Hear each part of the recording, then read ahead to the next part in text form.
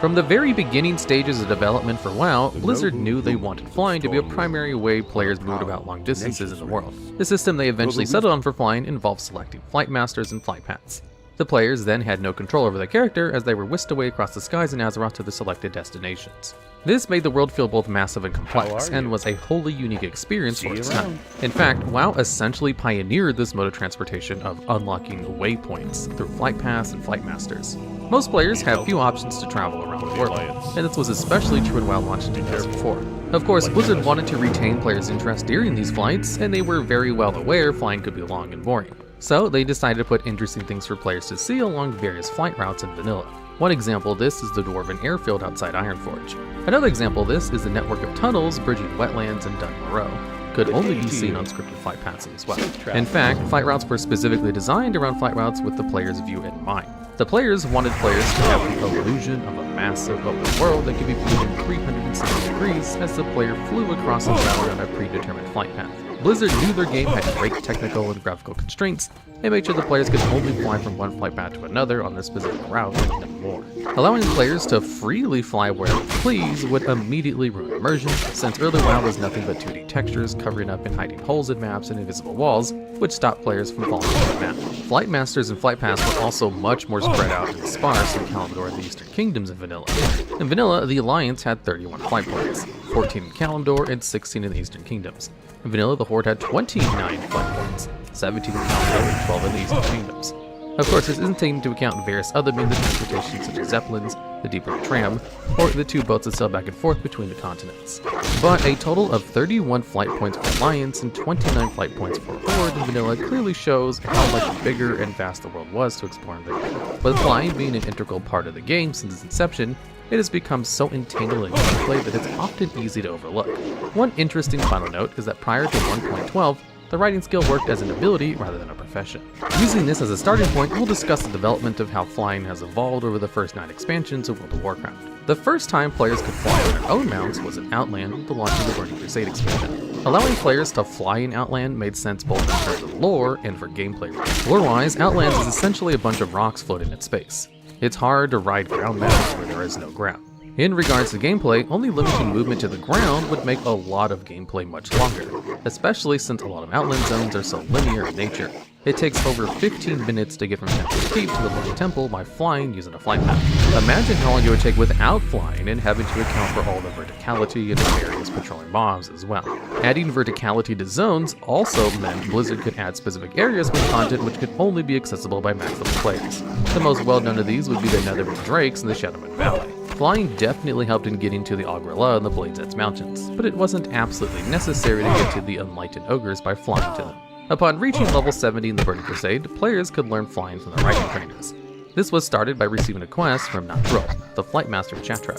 To learn the flying skill, Alliance players could visit Osla Brusbrew in the Wildfire Stronghold in Shadowman Valley, and Horde players could visit Olrock in Orc, who was also located in Shadowman Village, which is also in Shadowman Valley. Both of these NPCs sold 2 different levels of flying, Expert Riding and Artisan Riding. Expert Riding allowed the player to ride rare mounts at 60% movement speed on both land and in the air for 800 gold. It is important to note that even though players could fly in air with an Expert Riding, it was still far faster to travel around using Flight Masters, since Flight Masters provided a 100% increased movement speed, and rare mounts only gave a 60% speed. Artisan Riding allowed the players to ride at 100% movement speed on land and 280% speed while in the air for 5,000 gold. However, that was not all the gold the player needed to spend, since they also need to buy the flying mounts themselves.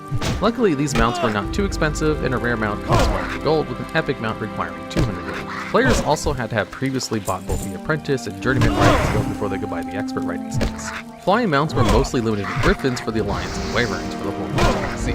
By the end of the Burning Crusade, there were a total of 24 flying mounts, but those 6 mounts that players could buy were by far the only ones most players had. Other mounts came from raid drops, PvP gladiator mounts, and the engineering profession, to name a few. Since the Burning Crusade was designed with flying in mind, players were free to roam the skies and Outland.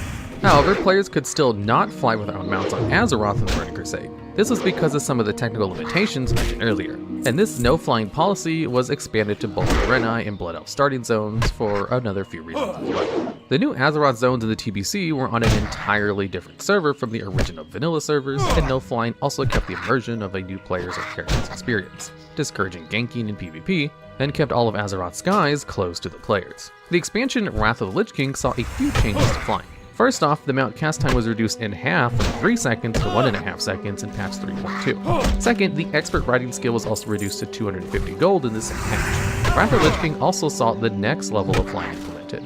Upon reaching level 77, players could learn cold weather flying for 1,000 gold. Interestingly, there is a cold weather flying trainer in almost every zone in Northrend, with the exception of Howling Fjord, Dragonblight, and Icecrown. In total, 5 cold weather flying trainers can be found in Northrend, with 3 being neutral and 1 faction-specific trainer, the Boring Tundra. In patch 3.2, 2 more flying trainers were added, but this time in the Hellfire Peninsula and Outland. Hargan Bronzeweed was added to Honored Hold, and Jahubo was added to Thrallmar. This was the first time in the game that a player could learn flying without being at max level.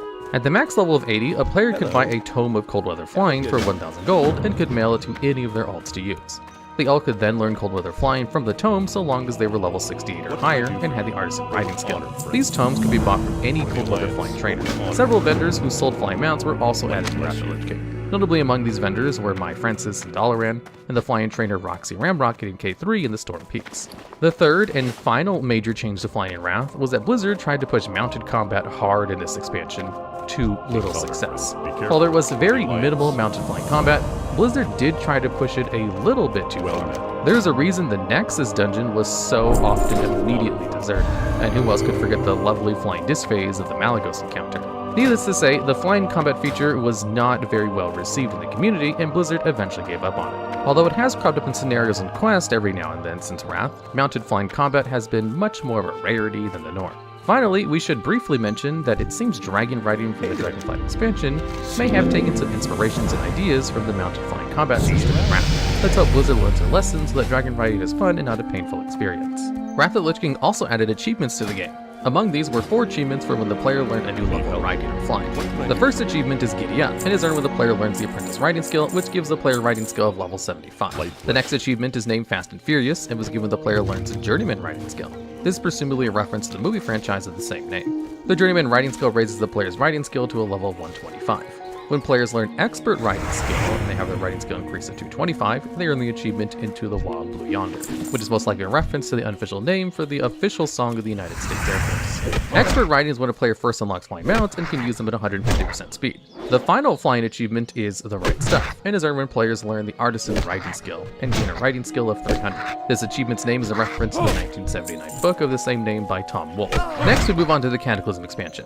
Cataclysm saw the old world completely redesigned and updated, and with these massive changes, Blizzard could update the game's graphics and assets to allow players to be able to fly in the old world without breaking the game or the player's immersion. To be able to fly in the newly revamped Kalimdor, Eastern Kingdoms, and the Elemental Plane of the Deep Home, players had to buy a Flight Master's license for 250 gold. The license had to be learned after the players bought the Master Riding skill for 5,000 gold. As of patch 4.03, almost all riding trainers offer the Master Riding skill, which increased the player's riding skill to 375 and provided flying mounts with a 310 increased speed boost while in the air. Upon learning the Master Riding skill, players earned the achievement Breaking the Sound Barrier. Flying was available at level 80, and the maximum level during Cataclysm was 85. This led to some controversy, as it allowed players at max level to easily fly and do content in the 5 new zones at Deephall, Mount Hyjal, Tarn Highlands, Uldum, and Vashir, without being max level and having level crawl these quests and contents first. From a technical perspective, it makes sense that flying would be unlocked for both continents as a whole, since they're on a huge server and almost all the new Cataclysm zones themselves are on Kalimdor and the Eastern Kingdoms. However, Blizzard did listen to feedback, and Cataclysm remains the only expansion which allowed players to be able to immediately fly when it first launched. Of course, even today, WoW servers cannot fit all of the zones into the game onto one map, so it's no surprise some smaller zones in Cataclysm, such as Tol Barad, were limited to ground bounds. This makes sense from both a gameplay and logistics sense. A small island could easily be flown around in, and the map would feel so much smaller. Additionally, of course, Tol Barad was a mostly PvP zone, and seeing your opponent fly away during an open world battleground would not be the best feeling in the world. Finally, Tol Barad has to be phased for the battleground and reset daily for quests, both of which are hard to do in a massive open world and would break WoW's technical limitations. Another prominent example of a smaller no-fly zone in Cataclysm is the multi-front offensive in the Fireland. In Cataclysm, the number of flight points and flight paths increased drastically with the updates to the old world. For some numbers, the number of Alliance flight paths in Kalimdor went from 14 in Vanilla to 52 in Cataclysm. And the number of Alliance flight points in the Eastern Kingdoms went up from 16 to 69. The number of Horde flight points in Kalimdor went from 17 in Vanilla to 58 in Cataclysm. And the number of Horde flight points in the Eastern Kingdoms changed from 12 to 64. It should be noted, some of these flight points can depend on your class, and the various phases of a zone's questline. The several new zones from Cataclysm are included as well, along the Seahorse flight points and Vashir, but each of these Cataclysm zones usually only added 3 or 4 more flight points per zone. Caveats aside, overall, Cataclysm added roughly 4 times the number of flight points to the Eastern Kingdoms and Kalimdor than WoW had in vanilla. These increased flight points were not without controversy either. This added a ton of convenience, but made the world feel much smaller. Multiple flight points could now be found in every zone, whereas in vanilla, there might be 1 or even no flight points in a zone. More flight points also meant flight routes were much shorter, since the player didn't have to fly further out of the way to get from one waypoint to another, and could now just go in a more straight line of flight points. After all, the shortest distance between any 2 points is a direct line, at least in Euclidean geometry. One notable quest and daily quest that should be mentioned when talking about flying, and that is the Joust quest in Mount Hyjal. This quest's name is called Vigilance on Wings and can be repeated daily. For this quest, players must enter a pocket of the Firelands from Mount Hyjal and equip lands. While flapping on this bird, the player must joust and kill 10 Twilight Lancers. This quest is notorious when first trying to do, as mechanics are really wonky and weird. This quest seems to be a leftover idea for mounted combat in Wrath, and the quest is notable for being the last quest where mounted combat was completely controlled by the player. In future expansions, Blizzard would just give the player's buttons a push while on a moving vehicle or mount, and the player would follow a predetermined path set by the quest. Also, if the player did this quest 10 times, they'd be awarded with an achievement and a pet. Finally, Cataclysm saw the introduction of some flying trainers to the faction capitals. In Stormwind, Brawler Cloudwing, a Wildhammer Dwarf, was added as a flying trainer next to the flight point. Similarly, in Orgrimmar, Mazda was added as a flying trainer near the flight point between the 2 Zeppelin towers. This made learning to fly much more easier, as the player no longer had to travel to Outland or Dalaran. The next expansion in Mista Pandaria, and the spell to learn flying on the continent, was named Wisdom of the Four Winds. Pandaria flying could be bought at level 90 for 2,500 gold. Similarly to Wrath, players could also buy a Grimoire of the Four Winds and mail it to an alt so they could learn Pandarian flying. Both the Wisdom of the Four Winds and the Grimoire could be bought at the faction shrine in the Vale of Eternal Blossoms. Alliance players could talk to Cloudrunner Lang at the Shrine of 7 Stars to learn Pandarian flying, and Horde players could talk to Skydance of Shun at the Shrine of 2 Moons. During early MoP, players also had to learn the Cloud Serpent riding skill if they wished to ride the Cloud Serpents from the Order of the Cloud Serpent. This passive could only be learned when the player had exalted with the faction Order of the Cloud Serpent and completed the final quest associated with the faction named Riding the Skies. After completing this quest, the player could fly Cloud Serpents with only on a character who had hit exalted and done the counts to the quest. Since Cloud Serpent riding was not account-wide, this meant you had to grind out Cloud Serpent rep on each of your individual characters if you wanted to earn it on that character. Similarly to Cataclysm, smaller patch zones and islands in MoP did not allow for riding, and these zones are the Isle of Giants, the Isle of Thunder, and the Timeless Isle. With WoW's 5th expansion, World of Draenor, saw the introduction of the Pathfinder system. In order to fly in World of Draenor, players had to complete the meta achievement Draenor Pathfinder. Not only was this achievement long and tedious, but it was not available until patch 6.2.2, nearly a year after WoD launch. This was by far the longest players had to wait to be able to fly an expansion up to this point. The Draenor Pathfinder consisted of 6 different achievements, with some variations for Alliance and Horde players. To be able to fly in Draenor, players had to completely explore all 6 WoD zones, complete all the bonus objectives and zone quest lines, earn Revered with the 3 factions of the Tanna Jungle, and finally loot 100 treasures. Many players did not even bother to earn this achievement, even after the expansion became old content. And that's pretty much it for this infamous flying fiasco. But there are a few other flying-related things that happened in Draenor. First, the Draenor Pathfinder achievement also granted the player the Saurian Sky Terror mount. Second, there was no flying on Asheran, and the 2 main faction encampments on the 2 ends of the island also had no player flight for both gameplay and technical purposes. And finally, at the very beginning of WoD, Cloud Serpent riding from Mista Pandaria was removed from the game. Next we move on to the Legion expansion. Legion continued the Pathfinder achievement system, and the achievement that must be earned to fly in the Broken Isles is unsurprisingly called Broken Isles Pathfinder. There are actually 2 Broken Isles Pathfinder achievements, broken into Part 1 and Part 2. Broken Isles Pathfinder Part 1 allowed for faster riding in all the 5 main zones of the Broken Isles and was added in 7.0. Its requirements are exploring all 5 original 7.0 zones of the Broken Isles, doing all the zone quest lines, doing the player's class Order Hall campaign, earning Revered with the 6 original factions of 7.0, and completing 100 world quests. Broken Isles Pathfinder Part 2 allowed for flying the Broken Isles and on the Broken Shore. It was added in patch 7.2, meaning players had to wait at least 5 months before they could fly the Broken Isles.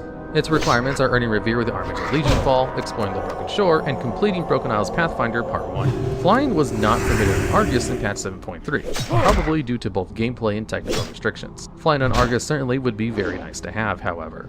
All of the Broken Isles can be flown in, with the exception of the Hunter and Druid Order Halls if the player is not of that class. Also, flying too close to Shalidar Seal will cause the player to succumb to the Nightmare. Legion also saw the introduction of the Flightmaster's Whistle. Although it was lacking an achievement in the quest, it was definitely a very good quality of life upgrade before flying became available in the Broken Isles. patch 7.2.5 also added the first scouting map heirlooms to the game. These first 4 heirloom toys could be bought each for 10,000 gold at heirloom vendors. Any character could use them to learn all the flight points and paths in the Eastern Kingdom and Kalimdor. There were 4 initially because there are 2 original continents in WoW and the 2 factions. Finally, patch 7.3.5 removed several of the old flying requirements. These included cold weather flying for flying Northrend, the Flight Master's license for Captain's Zone, and the Wisdom of the Four Winds for flying in Pandaria. Next we move on to WoW's 7th expansion, Battle for Azeroth. Like Legion, Battle for Azeroth had 2 Pathfinder achievements, with Battle for Azeroth Pathfinder Part 1 coming in 8.0, and players could finally fly upon completing Battle for Azeroth Pathfinder Part 2, which became available in patch 8.2, nearly a year after BFA launched.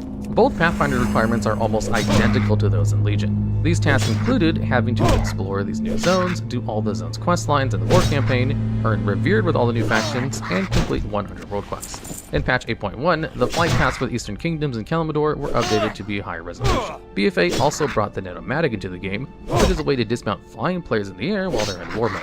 BFA also had another version of the Flight Master's Whistle, which just allowed you to use it in BFA zones. With the Shadowlands level squish, the Pathfinder requirement to fly in both Draenor and Legion were removed. Shadowlands also infamously saw no flying in the Maw or Korthia. In patch 9.2, new scouting map heirlooms were added for all the continents and zones. Each map still costs 10,000 gold. Now that we've covered this history of WoW flying up to Shadowlands, we want to briefly discuss what problems dragon riding and dragonflight might be trying to address.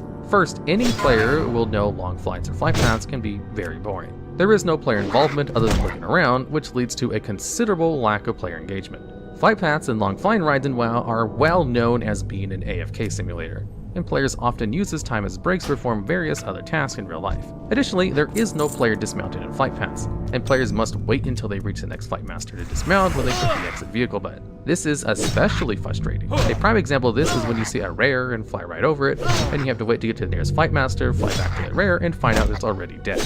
Of course, Blizzard could always add more portals, waypoints, or way shrines, but that makes the actual World of Warcraft feel much smaller and overall less entertaining to a larger extent. Dragon riding makes active flying more harder in exchange for it being faster, and it seems to solve a lot of these problems. Although you still have the option to just take a flight path if you don't want to deal with actively flying across the continent for a world quest. Reputations are gained through various means and appear in the reputation tab on the character sheet. They have various levels with various values going from lowest to highest. Hated and hostile. Both of these mean the players will be attacked on sight by anyone part of those factions. Next is unfriendly. You cannot interact with anyone in these factions. Then we have neutral, and this is where you start for most reputations. Then friendly and honored, then revered, and then exalted. Unlocking the higher levels of rep does a few things. First off, it gives you an achievement. Second off, higher reps give access to new vendor items and new quests. And lastly, higher levels of rep give discounts from vendors affiliated with that rep. Friendly gives a 5%, honored 10%, revered a 15%, and exalted a 20% discount. There are a few common ways to gain rep, the most common being just doing quests, daily quests, and world quests for that faction. And the other is killing mobs. Many reputations simply have the player kill tons of mobs, with each mob kill giving a bit of rep.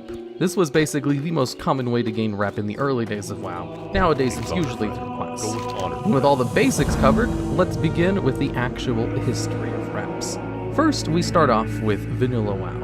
We have the major races reputations, Darnassus, Nomergon Exiles, Ironforge, Stormwind for Alliance, and for Horde, the Darkspear Trolls, Orgrimmar, Thunderbluff, and Undercity. These reps gave access to racial mounts and discounts in their major city, and, well, to gain the reps, the most common way was to simply do quests for these factions, or to donate cloth to them. Next we have the PvP reps, the League of Arathar for the Alliance and the Defilers for Horde, granted by doing a Arathi base in Battlegrounds. The Silverwing Sentinels and Warsong Outriders, these reps granted by playing the Warsong Gulch Battleground. And lastly, the Stormpike Guard and Frostwolf Clan, granted by playing in the Alterac Valley Battleground, by completing quests and killing players.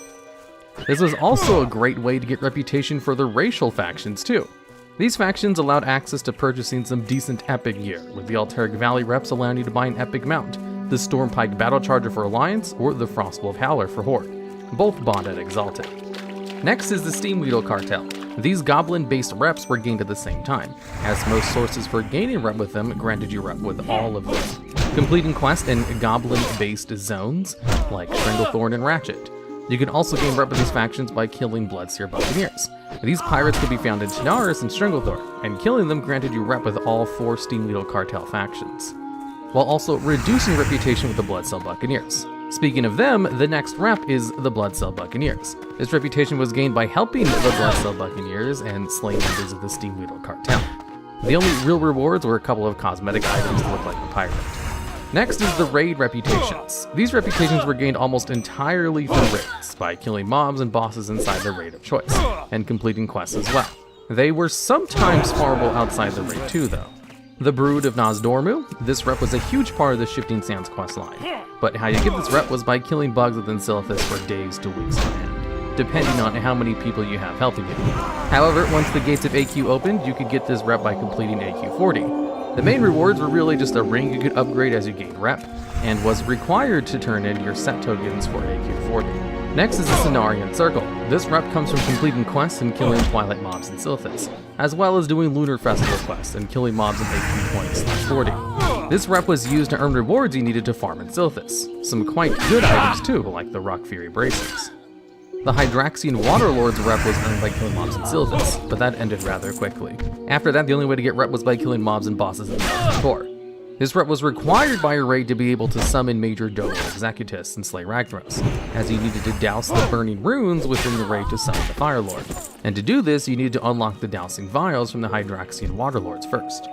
Lastly is the Zandalari Trial. This reputation was gained by killing mobs in Zul'Gurub, and handed in coins, or bijos. This rep was required to get a free necklace that would upgrade as you gain rep, while also being needed for your armor set for the raid, and to earn the right to purchase enchants from them. Next is the Other category. This includes the earlier mentioned Bloodcell Buccaneers, also includes the Darkmoon Fair. This reputation was gained by turn in rare quests, a couple of one-time quests, and also card decks. The only real benefits of this was discounts at purchasing goods there. Next was the Argent Dawn. This rep was gained by doing various undead dungeons, specifically those within the Eastern and Western Plaguelands. You could also gain even more rep by using Argent Dawn trinkets. These trinkets, while worn, allowed you to gather Scourge Stones from the undead in dungeons and out in the world, and turn them in for extra rep.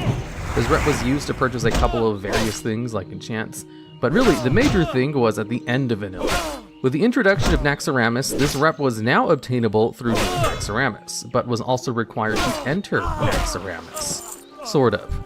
See, you needed at least Honored to attune yourself to Naxxramas, so if you were below Honor, there was absolutely no way to attune to Nax, meaning you couldn't enter the raid. However, once you reach Honored, you would be told if you want to attune to Naxxramas, you have to pay these 60 gold, 5 arcane crystals, 2 nexus crystals, and 1 righteous orb. However, if you reached Revered, the price got massively reduced, down to 30 gold, 2 arcane crystals, 1 nexus crystal, and if you were exalted, the attunement was free. So the higher the rep, the cheaper your attunement was.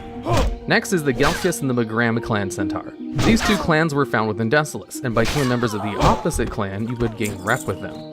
There was not really any unique rewards for them, nor any real reason to gain them other than unlocking a few points per level. Next is the Shendalar. This rep had no real rewards and was simply gained by handing in Dire Maul books and legions. Next is Ravenhold. This rep was gained by handing in junk boxes gained by pickpocketing mobs and by killing syndicate mobs in the Hillsbury Mountains, but only up to Revered. This, however, would lower your rep with the Syndicate, which was gained by simply killing Ravenhold mobs. These reps had no real unique rewards behind them. Next is the Winter Saber Trainers. This rep was gained by doing constant repeatable quests to go out and do various things in Winter Spring, and eventually led you to be able to obtain the Winter Saber mount. The last two are the Timber Hold and the Thor's Brotherhood. The Timber Hold was gained by killing furbogs in the Winter Spring and Velvet, while also turning in various items that you would get from them, like beads and feathers. This rep led to a fair few recipes, most importantly, really good enchanting recipes. And like Timber Hold, Thorium Brotherhood was mainly gained for its recipes. This rep required you to turn in countless items found all over Azeroth. However, of course, to do with fire and rock mostly. And unlocking this rep was required for a ton of fire resist crafting recipes, as well as the recipe for the Sulfuron Hammer needed for the legendary Sulfuron Hand of Ragnaros. Just a couple more, we're almost done with the vanilla reps. The first is the Wild Hammer clan. This reputation was gained by gathering items from trolls in the hinterlands and handing them in. However, with no actual rewards. This rep was removed the launch of the Burning Crusade. However, you would think this would make this the first removed reputation from the game. No, that spot goes to the Reventus tribe. This rep was gained by doing quests in the Reventus village, but the faction was removed in patch 1.11. Before we move on to the Burning Crusade, there were actually 2 factions mentioned in patch 1.6 that never got made available to players. Theramore, which would likely have been earned by doing content in Theramore, and various connected ports. And the Silvermoon Remnant, both Alliance factions. The Silvermoon Remnant seems to have been hinted as a plan to add more quest locations for High Elven hubs. Maybe even High Elves coming to the Alliance? Now on to the Burning Crusade. This expansion introduced the daily quest system, and with this now made reputations grind far more important, and also made them more time-gated. As for a few reps, the only way to gain reps with them was to do dailies.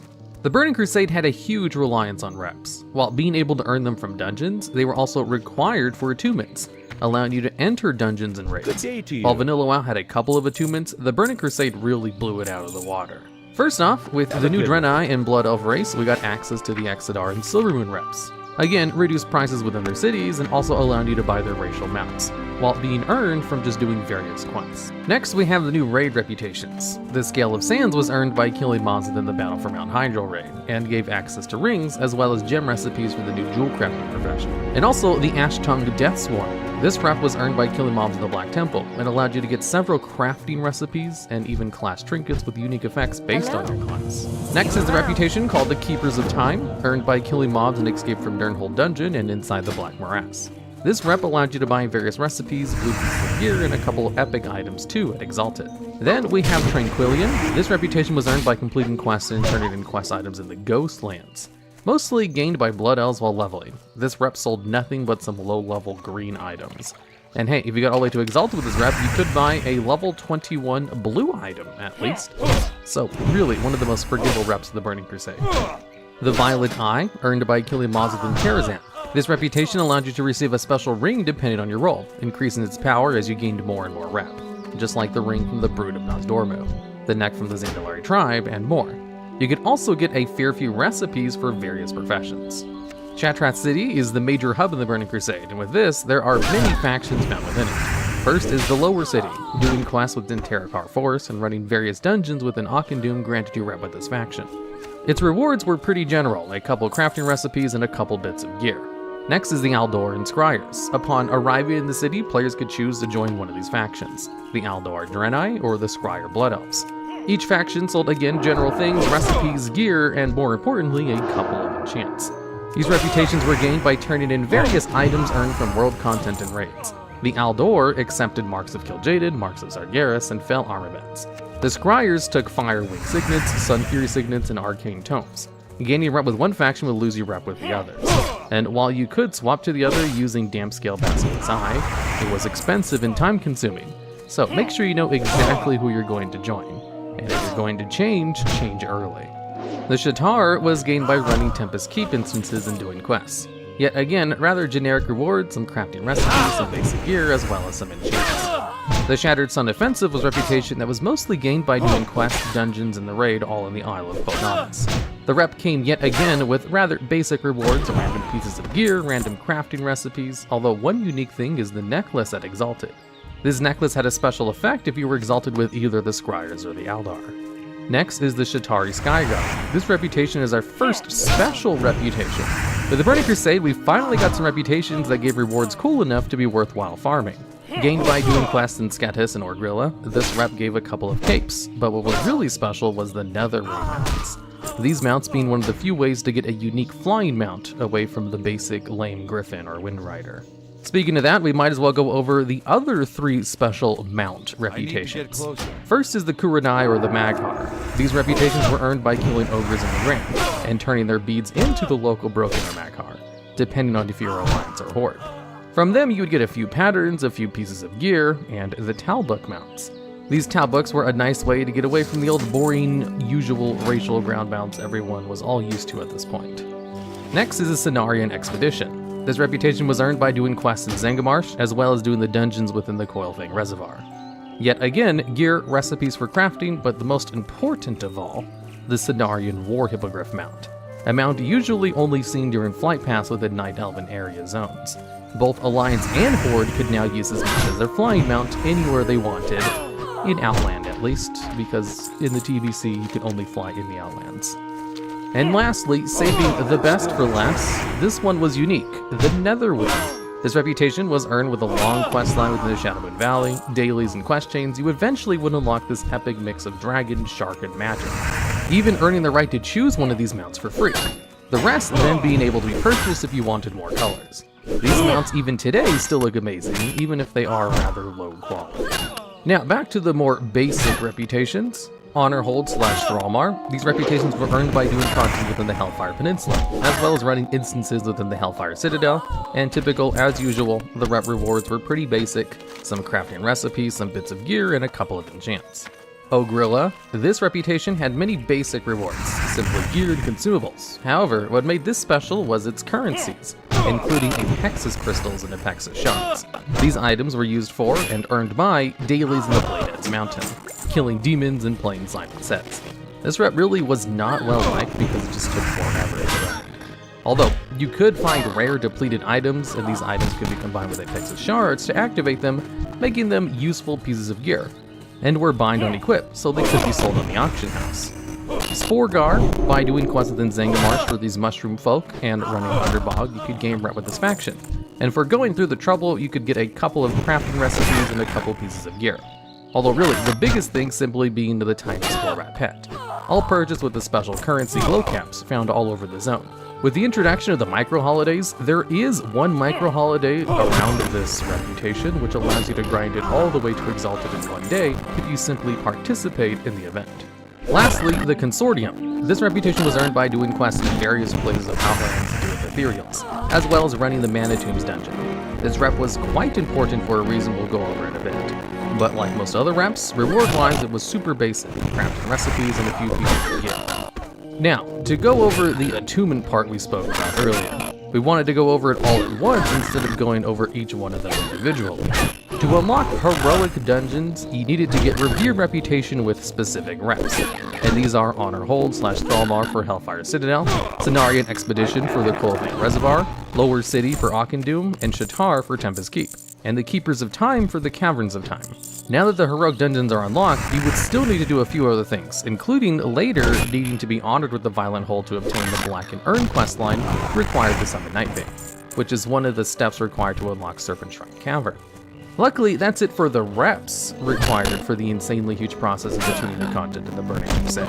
Now we move on to Wrath of the Lich King. Of course, the biggest feature is the achievements, which added achievements for most of the old reps, including titles for getting specific ones, something we'll bring up later. First thing is the Argent Tournament. This new questing hub in Northrend had you becoming champions of your faction's races, allowing you to earn reputations for those factions and even buy special mounts, titles, pets, and more for becoming the champions of those factions. Next, we move on to the Frenzy Heart Tribe and the Oracles. These reps were found in the Shulzar Basin, and by doing dailies you can gain rep with one of them, as you would start with the Frenzy Heart, then switch over to the Oracles, and then eventually make a choice to join one of the two factions, becoming an enemy with the other.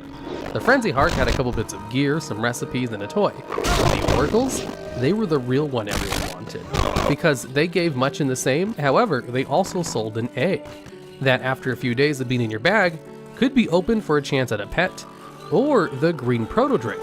And why was this important? Well, for one, proto-drinks are really cool, and two, this is one of the easier 310% mount speeds to obtain, because back in the Burning Crusade in Wrath, if you wanted to fly at 310 speed, you needed to find specific mounts that had that mount speed already. Then we have the Sons of Hador rep, which was found in Storm Peaks. This rep is gained by doing daily quests or handed in scraps of metal found from rune dwellers in the zone. The items from this rep, yet again, basic, some bits of gear, some enchants, some recipes, but two mounts. The important one being the Grand Ice Mammoth, a 3-person ground mount. Wrath of the Lich King became the expansion to release the multiple person mounts. Knights of the Ebon Blade is a rep to do with the Death Knights, freed from the power of the Lich King, and by allying with these Death Knights and assisting them in dismantling the Lich King's forces, allow you to, again, buy some bits of gear, some recipes, and some enchants. The Kaluak, these humanoid walruses could be found inside the Boran Tundra, Dragonspire, and the Howling Fjord, requiring you to do a daily quest in each zone every single day, or even compete in the weekly fishing contest in Northrend, sadly having been removed later on in the game. But hey, this rep gave some of the usual stuff, a few bits of gear, some crafting materials, a pet penguin, and also a couple of fishing items, like an epic fishing pole. Next is the Wormwester Court. Doing quests in Dragonblight and Caldera gave rep with this faction, this rep being required to buy gear, recipes, and also the Reins of the Red Trade. Now into the last two neutral reps of Wrath of the Lich King. First, the Ashen Verdict. This rep is gained by doing Icecrown Citadel, killing bosses and trash. Unlocking this rep gives progression towards a ring that with each rep level becomes stronger and stronger, much like the rep in the cast expansions. This rep was also required for a ton of different recipes from the Icecrown Citadel vendor. Cure and Tor. This rep was gained by doing daily quests in Dalaran, some of them even being profession specific, like jewel crafting, cooking, and fishing. This allowed you to buy, yet again, recipes, gear, and enchants. Now onto the faction-specific reps. First is the Silver Covenant and the Sun Reavers, the factions of High Elves and Blood Elves found in Dalaran and the Grand Crusade base in Northrend. This rep is gained by doing quests and daily quests in Northrend for the Argent Tournament, and is required to buy a few things. Not just for the reps, but from the others. Also required to become champions of the other base factions. The three main things you can buy are the Steed or Hawk Strider, and a Hippogriff or Dragonhawk, and lastly a pet Shimmering Worm. The Hippogriff, being Alliance only, was the second in-game Hippogriff mount. Now onto the Alliance Vanguard and the Horde Expedition. These reps were really more of a ton of reps combined together, so we'll go over them quickly. The special thing was that by gaining one of these reps, you got rep with the other respective parent faction. So, for example, the first is the Alliance Vanguard. As mentioned above, the Silver Covenant, gaining rep with them also gave you rep with the Alliance Vanguard. Rep could even spill over to help you farm the other reps. The other three were the Explorers League, gained through questing the Howling Fjord, the Frostborn by questing in Storm Peaks, and the Valiant's Expedition by doing quests in Horn Tundra, Grizzly Hills, Howling Fjord, and Dragonblight. The Alliance Expedition had some decent gear, an enchant, and a pair of recipes, including the recipe for the first two-person mount, the Mechanier's Chopper, crafted and sold on the auction house by engineers. The Valiant's Expedition, the Explorers League, and the Frostborn did not actually have any rep vendor rewards themselves. Now onto the Horde version, the Horde Expedition. Just like the Alliance Vanguard, it had 4 reps within it. The Sun Reavers, which had most of the rewards. It also had the Tonka, the Hand of Vengeance, and the Warsong Offensive. These 3 reps also have the no real rewards, but the parent rep itself had some gear, an enchant, and a pair of recipes. Again, one of them the special engineering mount recipe for the Mechanohawk, the Horde version of the Mechanier's Chopper. Before we move on to the Cataclysm, there's one more thing to mention: tabards. Before Wrath, some reps had tabards that, well, they looked cool and showed you were exalted with the faction. However, with Wrath of the Lich Kings, tabards got a new use. Many of the Wrath tabards could be bought at Friendly, and when equipped, mobs and bosses killed in heroic dungeons gave you rep with that specific rep. And this is how many reps were best farmed in Wrath of the Lich King, but not all of them had them, of course. Then in Cataclysm, they introduced these tabards to many of the old reps, including all of the old racial reps, and the new Goblin and Worgen ones. Now, onto the full-fledged Cataclysm reps. First, we have the reps of Mount Hyjal.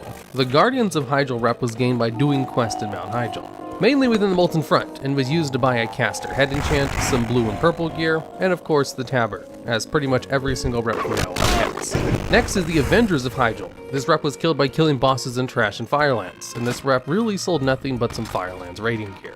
Next is the Deepholm reps. The Earthen Ring is gained by doing quests in Deepholm, Mount Hyjal, and Vashir, although of course mainly Deepholm. Getting this rep allowed you to buy a tanking enchant, some blue gear, and purple gear. Then is Therazane, by doing quests in Deepholm while also killing Twilight Hammer cultists. Getting this rep allowed you to buy a lot of different enchants as well as a few rings. Then in Tol Barad, we had the Baradin's Warden and Hellscream's Reach. The same faction, but an Alliance and Horde version each. These vendors sold various enchants, consumables, gear, and a fair few toys, as well as some mounts, like the Drake of the West Wind and the Spectral Wolf or Spectral Horse, depending on your faction. And you gain rep for them by doing dailies with Tol Barad, the Open World Zone, and the Open World Battleground section of it. Next, we have the next set of faction-specific reps, the Dragonmaw Clan and the Wildhammer Clan, Horde and Alliance respectively. These reps were gained by doing quests in the Twilight Highlands and rewarded players with access to a couple bits of gear and enchants for strength users. And last, we have the Ramkahen Tribe. This rep, situated in Uldum, was gained by doing dailies both one time and repeatable there. Players who gained rep with this faction were able to buy an agility enchant with it, as well as a fair bit of gear, and the brown riding camel and the tan riding camel mounts. After the destruction of the Cataclysm, we move on to the lands of Pandaria, and with that, a few new reps, as well as a few new rep systems. First off, a new type of rep called Best Friendship. His reputation is usually with a singular character instead of an entire faction, and only has a few ranks with different values. Far different than the usual friendly, honored, revered, exalted seen usually. The second major thing is once the player gained Revere with most of these reps found in Pandaria, they could buy a token that, once used, gave characters on their accounts 50% bonus rep with that faction from all future content. This not only made it easier to get reps with alts, as rep was required to buy a lot of endgame gear in Pandaria, as the currency valor was spent on this rep gear, it also made it so you gained exalted status 50% faster than normal. Third and final is the Zandalari Warbringers. Added with patch 5.2, each of the coastal zones of the Pandaria you could find Zandalari rares at specific locations that, once killed, could drop insignias for many different Pandaria basic reps. These could be mailed to alts, and was a great way to passively gain rep for yourself and your alts, while also killing rares for a chance at mounts and mini resources.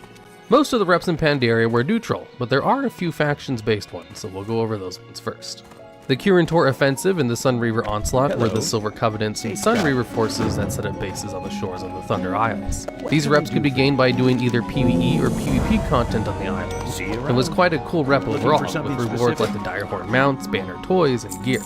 Then we have the Operation Shield Wall and Dominance Offensive. These reps were gained by doing daily quests, even world PvP, as well as some unique quest lines to do with factions fighting each other all over the Krasarang Wilds. The rewards were a lot of good gear, some toys, and the unique Grand Armored Griffin and the Wyvern. These being up-resed versions of the Griffin and Wyvern, bringing the typical flying mounts into the new decade. And last for the faction-specific are the Pearlfin Jinyu for the Alliance and the Forest Hosen for the Horde. As the factions arrived in the Jade Forest, they recruited these races to help them. Sadly, the first possible allied races that were ever hinted at in BFA, but never came to be. These factions really had nothing special reward-wise, just a fishy pet and a couple of weapons.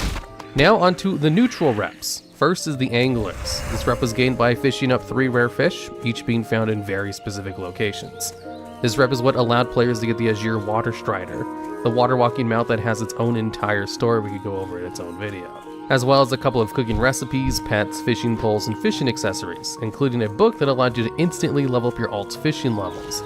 On top of this, Nat Pagal has one of those new friendship reps, which by leveling your friendship with him allows you to get Nat Hat, a fishing hat. Next rep is the August Celestial. This rep was gained by being sent to one of the 4 Celestial Temples and doing dailies for them, giving you crafting recipes and the Thunder August Cloud Serpent. It also gave a coin called the Celestial Offering that granted the player a buff while it was in their bag, so as long as you were near a temple, the buff being based on which temple you were near. Next we have the Golden Lotus. This rep was originally gained by just doing daily quests. However, with the destruction of the Veil by Garrosh, many of the dailies were lost, now allowing players to do a couple of things with the rep. First, going around and killing mobs. Second, search for hidden treasures containing rep items. And your reward for maxing this rep was a fair few crafting recipes, a unique CC trinket, and a few crane mounts. The Regal, Azure, and Golden Riding Cranes to be exact. The Hojin Pandaren and the Tushui Pandaren, these reps act as the racial reps for the Pandaren, for the Horde and Alliance factions of the Pandaren. These reps are gained by doing quests and rewards wearing their tabards. Unlocking them gives a few basic things like their racial mounts. Next we have the Calaxi, a faction gained by doing long quest lines, as well as dailies, and handing in dread shards found from mobs. This faction allowed players to buy massive amounts of blacksmithing recipes, as well as a few amber-based weapons, and the most unique reward being an amber scorpion. Now onto the Lore Walkers. This rep is gained by flying to specific locations around Pandaria and collecting lost scrolls. By turning all of these in, you are guaranteed to Exalted. And for this, you are granted a ton of items available at the vendor to do with archaeology, and even a mount, the Disc of the Red Flying Cloud, letting you fly around on a disc floating above a cloud. The Order of the Cloud Serpent is gained by doing dailies for the Serpent Masters, just like the Netherwing and Winter Sabers. But just like the Netherwing, you can speed this up by flying around searching for serpent eggs to hand in for extra rep. The player can then buy a couple of recipes for jewel crafting mounts, the Jeweled Panthers, a couple of pet toys, and raise their own Cloud Serpent to unlock a Golden, Azure, and Jade Serpent.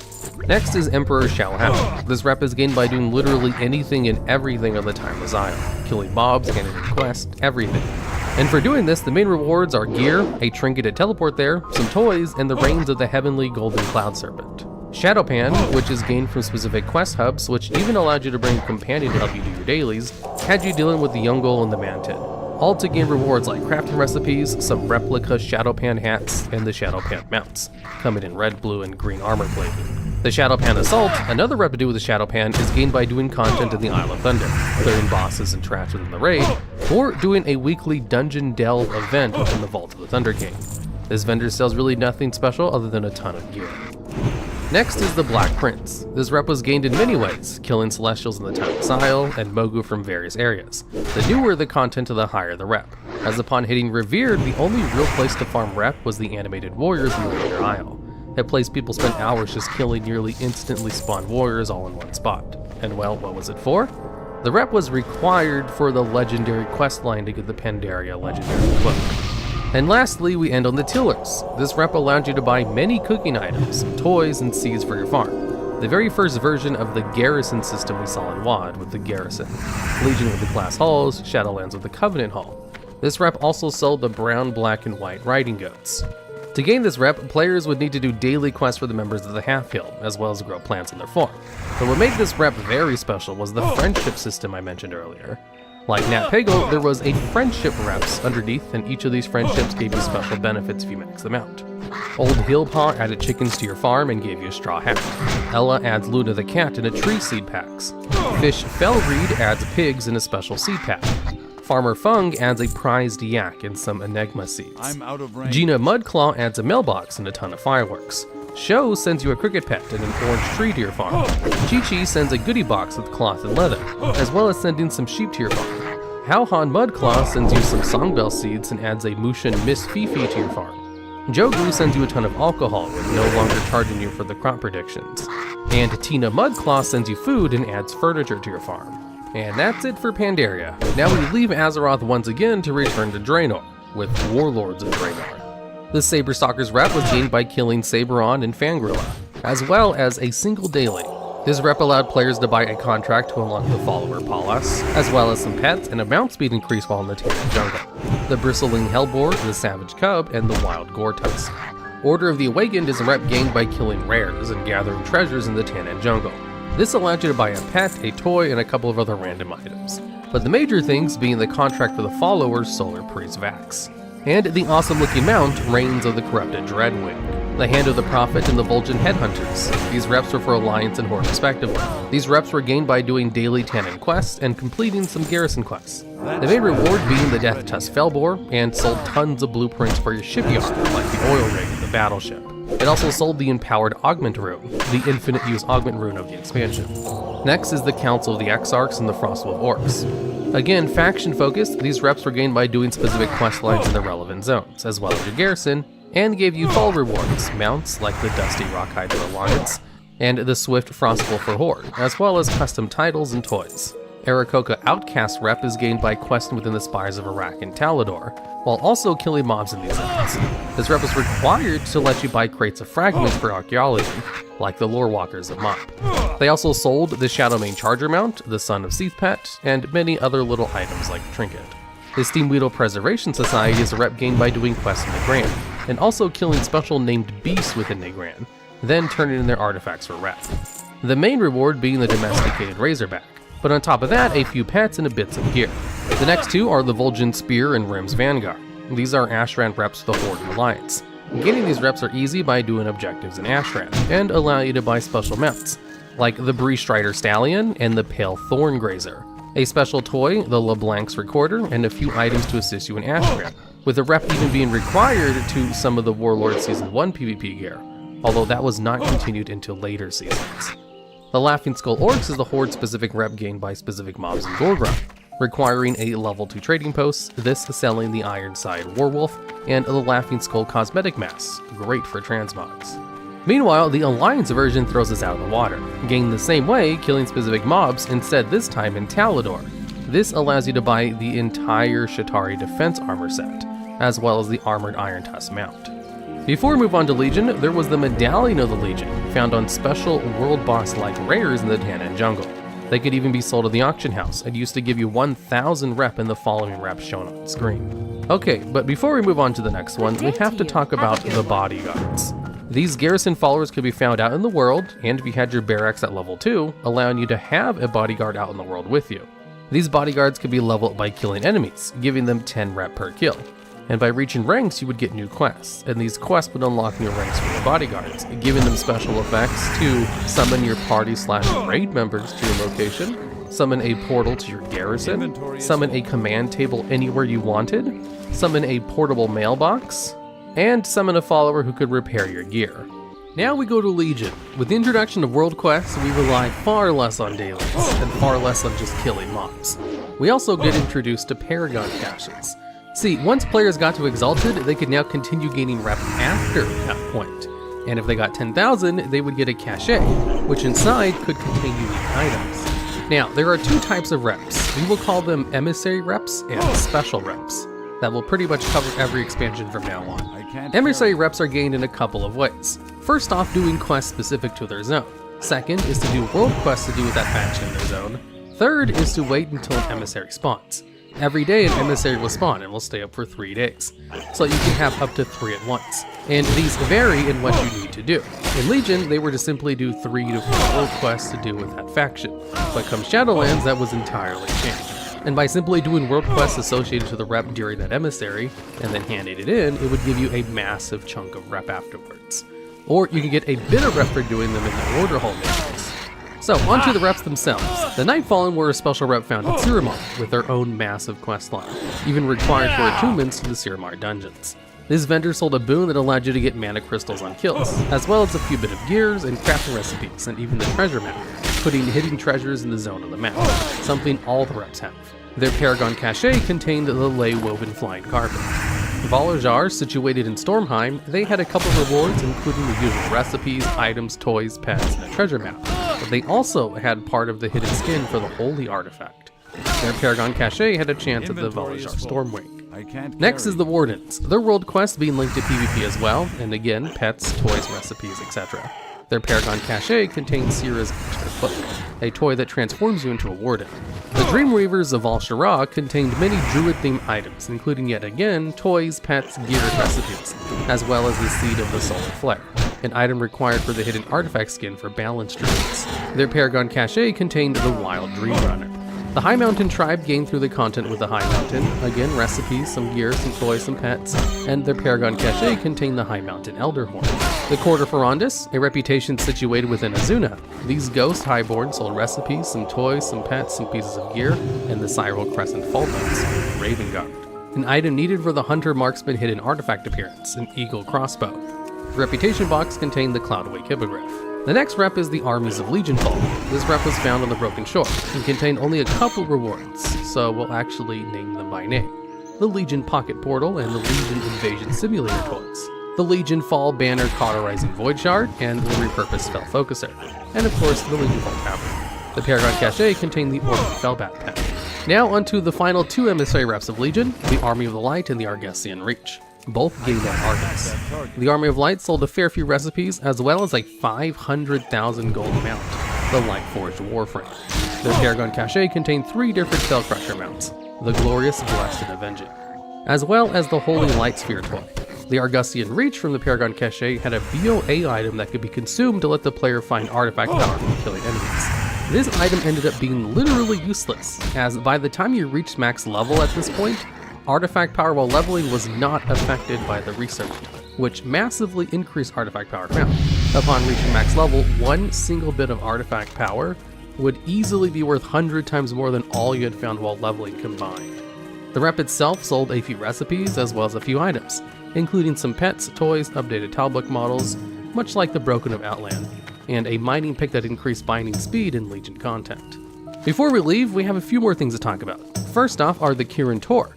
And while the rep itself has no rewards, they would have emissary quests that would grant you rep of the Kirin Tor, but upon completing the emissary, you would get to choose one of the other reps as your reward.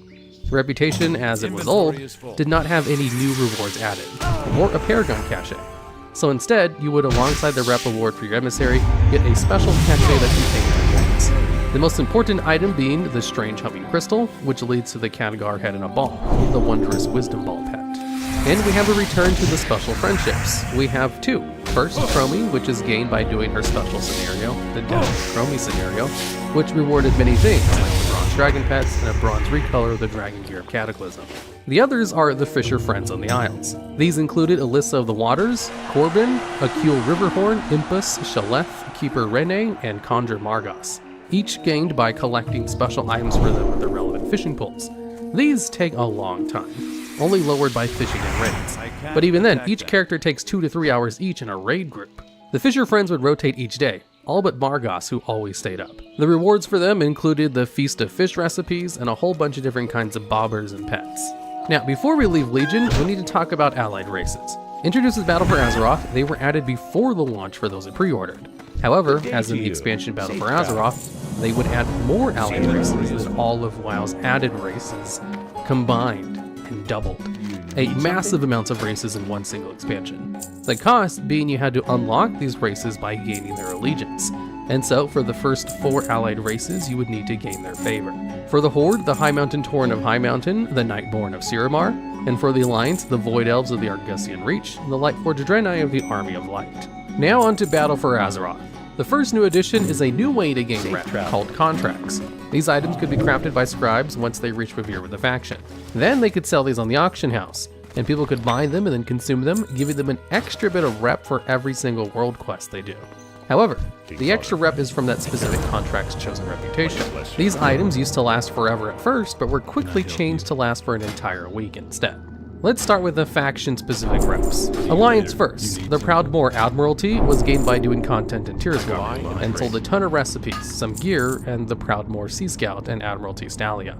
The Paragon Cache contained the Proudmoore Music Box and the Albatross Hatchling. Next is the Order of Embers found in Drustvar, selling many recipes, bits of gear, and the Dusky Wakecrest Griffin and Smoky Charger. The Paragon Cache contains the Cobalt Raven and the Bewitching Tea Set. Storm's Wake comes from Stormsong Valley, again selling recipes, some gear, and some various other things.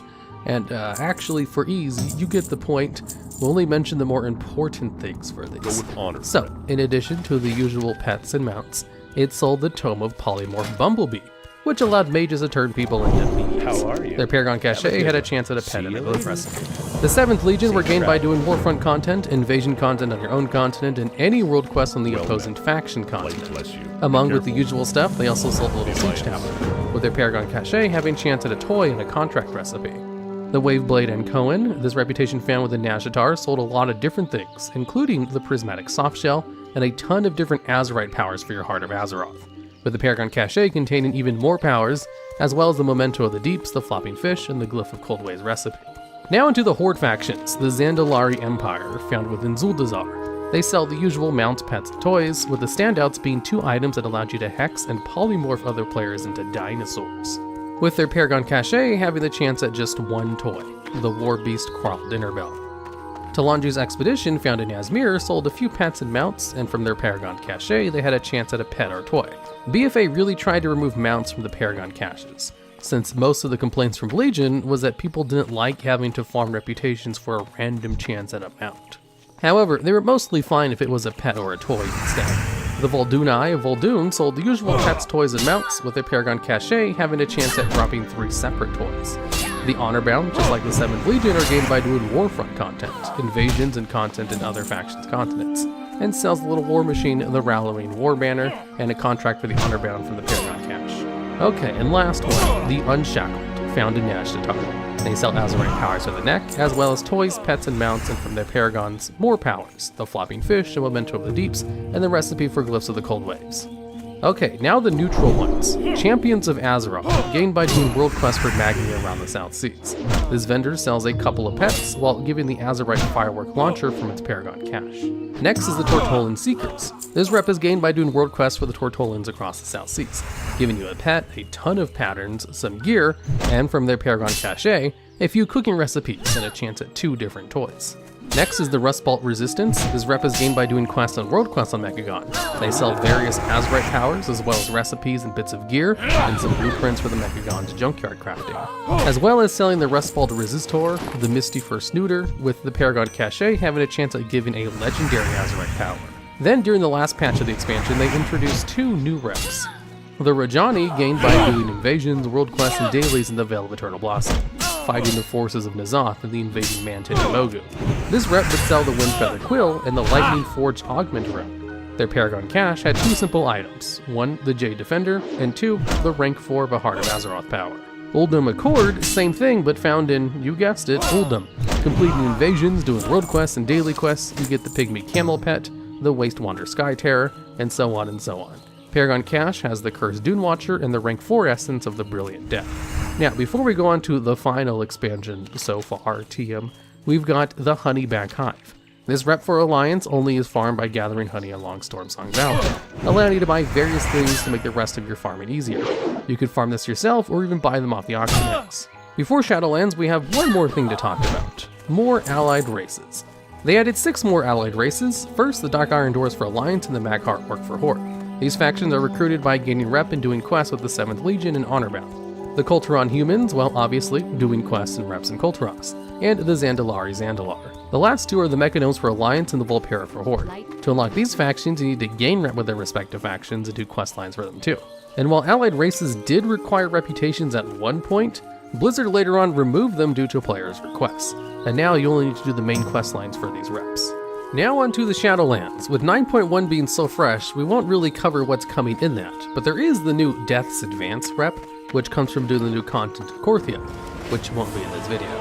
But let's talk about 9.0 content. The Covenants themselves with the renown could be called reputations in some ways, but no, they're not reps, so we won't be talking about them. So let's start off with our most favorite broker, Venari. Venari's rep is gained by doing content and quests within the mob. She's a special friendship rep, and not the usual exalted and such we're used to. And what does she sell? Well, nothing super special, but what she does sell is items to help you complete content in the mob, as well as stuff to assist you in Torghast. Upgrades like the grappling hooks, extra powers, Torghast shop discounts, etc, etc. There are 3 specific good items she sells though. The Spatial Realignment Apparatus, which allows you to add a gem socket to a few pieces of gear for Stygia costs. The Unbound Reality Fragment allows you to upgrade a random conduit that is in one of your lowest levels, all the way up to 1 tier at a time, capping out at 226. And lastly is the Memory of the Jailer's Eye, a legendary power you can add to one of your crafted legendaries. Now let's go faction by faction based on what zone they're from. First, Bastion. The rep, which is available to all players, is called the Ascendant. This rep is gained by doing world quests and emissaries in Bastion, as well as gaining rep tokens for that faction. Their main selling items are the Golden Paw Kit Pet, a legendary multi-class recipe that has a chance to proc damage on attacks, and a mount called the Gilded Prowler. The Paragon Cache for this rep contains a pet and 2 toys. Next, we move on to Maldraxxus with the Undying Army. Gained the same way as the Ascended, but in Maldraxxus.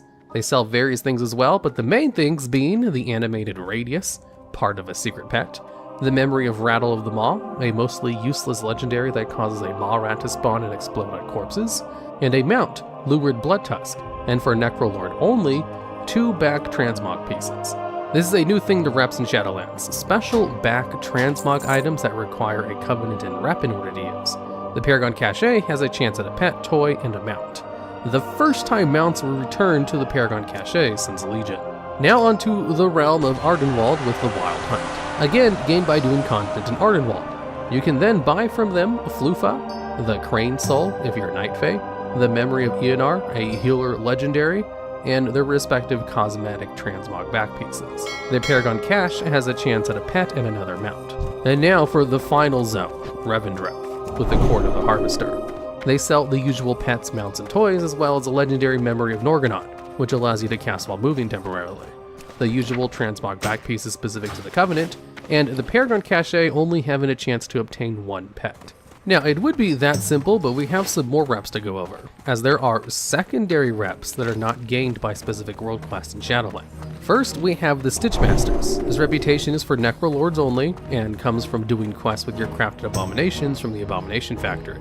These weekly quests give you rep, and while it has no Paragon, the rep allows you to buy 1 single thing, the Arsenal Stitchmaster's weapons. This is bought from Clyde using Anima Touch weapon fragments, found from searching for artifacts with Chordy, or a chance from a weekly quest bags from the Abominations. The Court of Night is reputation focused on the Night Fae, but can be gathered by any Covenant player, just much harder, as Night Fae players can get it by doing content with their Sanctum, killing rares, collecting treasures.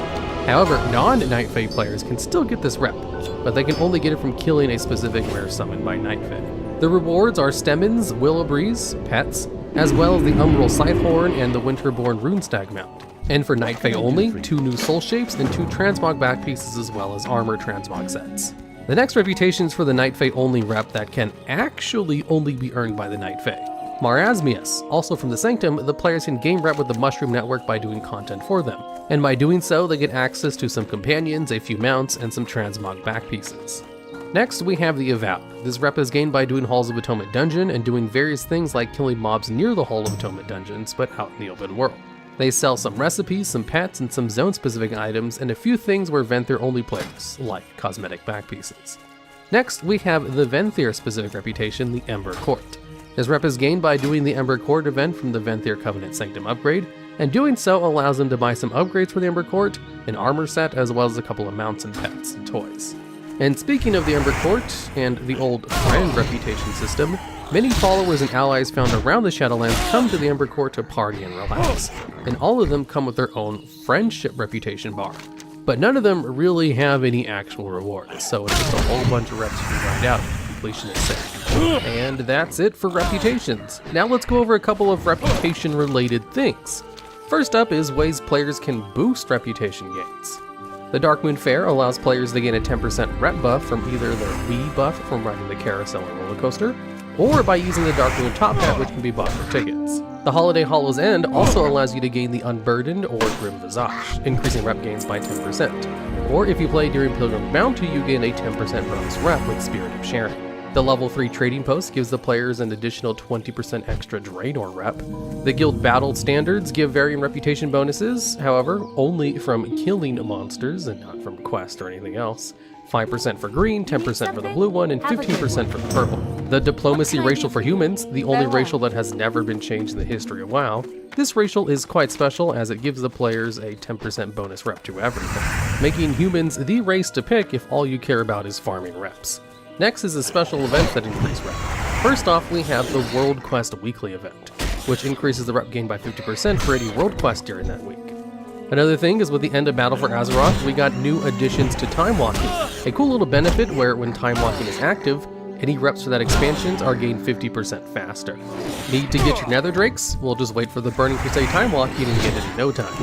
And speaking of Time Walking, with the introduction of Time Walking, we also got the Time Walking vendors to do with these specific expansions. And these vendors sell mounts, pets, toys that are themed around the expansion, bought using currency earned from Time Walking. But another thing you can buy with this is reputation tokens. Now I could go over all of them, but instead I'll just show you some of them from the one that was up when I was getting footage for this video. Now for the special rewards for reps. First off, there's a couple of achievements for specific amounts of Exalted reps. 40 reps at Exalted gives you the Exalted title. 60 reps gives you the Beloved, and 100 reps gives you the Pure Heart Courser mount and the Esteem title. Now we'll go over the rest of them super quick. United Nations, gained by having your guild gain 55 unique reps to Exalted, unlocks the Dark Phoenix Hatchling pet from the guild vendor, the same place you buy the before mentioned battle standards. Guardian of Sonaris, for getting Exalted with Cenarian Circle and Expeditions, gets you Guardian of Sonaris title. The Argent Champion title from the achievement of the same name from the Exalted Argent Dawn and Argent Crusade. The Diplomat, for getting Exalted with the Timbermaw Hold, Sporgar, Kuranai, Maghar, gets you the Diplomat title. Ambassador of the Horde or Alliance, for having Exalted with all of the base races, gets you the Ambassador title. The Ashen Verdict Exalted grants the Ashen Verdict title. And Exalted with the Avengers of Hyjal grants you the Avengers of Hyjal title. Exalted with the Tillers grants you the Farmer title. And becoming a Pandaren Ambassador by being Exalted with all of the base Pandaren factions grants the Pandaren Kitestream. Being Exalted with the Laughing Skull Orcs gives you the Mass Chuckler. Exalted with the Shatari Defense gives you the Peacekeeper. The Frostwolf Orcs gives you of the Frostwolves. The Council of the Exarchs gives you the Prelate. Vol'jin Spear gives you the Spear of Vol'jin, while Rim's Vanguard gives you the Sword of Rin. The Steam Weedle Preservation gives Conservationists. The Mantle of the Talon King gives a special Talon Guard current follower, as well as the Talon King or Queen title. The Savage Friends achievement gives the Trading Post level 3 blueprint. Chromie Hobie gives the Time Lord title. And the Fisher Friend of the Isles gives the Underlight Emerald artifact appearance for the fishing artifact. Oh, and Insane in the Membrane, a feat of strength that grants the Insane title. This achievement requires you to have reached Honor with the Bloodstone Buccaneers, and Exalted with Booty Bay, Everlook, Gadget Sand, Ratchet, Darkmoon Fair, and Ravenholm. This one once required Shindalar, but was eventually removed from the requirements. In this video, we'll be talking about the item Hearthstone from World of Warcraft and not the card game Hearthstone, which is made by the same company. The Hearthstone is the very first item you will ever obtain, as well as the most important item in everyone's bag. This item, for those of you who don't know, when used and after a long cast time, teleports you to your home inn, but you can set anywhere you wish as long as there's an innkeeper there to accept your hearth. Originally, this item had a 1 hour cooldown, an insane thing by today's standard, but that was vanilla for you. It kinda just fit in with everything else. Something many people don't know is that wherever you stand, and whatever direction you're facing when you set your hearthstone, is where you will appear when you actually hearth. So in some places you could even set your hearthstone outside the building if the innkeeper was close enough to the wall, allowing you to mount up right away. While the hearthstone can be deleted, simply speaking to an innkeeper and setting your hearthstone there will spawn a new one for you. The hearthstone seems like quite a powerful object, something you simply use that teleports you home, so surely that would solve all kinds of problems in lore. So, with that, it must be purely a mechanical thing and not a real item in lore, right? Well, no actually. There was multiple times they are used as reference. In the novel Storm Rage, they are said to be very rare. King Varian himself only believed them to be a legend. Tyrande and Brawl also used them to retreat to Darnassus after the attack on Stormwind by the Nightmare. However, Tyrande had to cancel her cast as she was attacked. Later, in The Shattering, the prelude novel to Cataclysm, Jaina gives Anduin a hearthstone that brings him to her home in Theramore, so he may find more time to have a normal childhood, instead of the politics of Stormwind all the time. This would end up saving his life, as he used it to escape Ironforge after the Dark Iron took control of the city.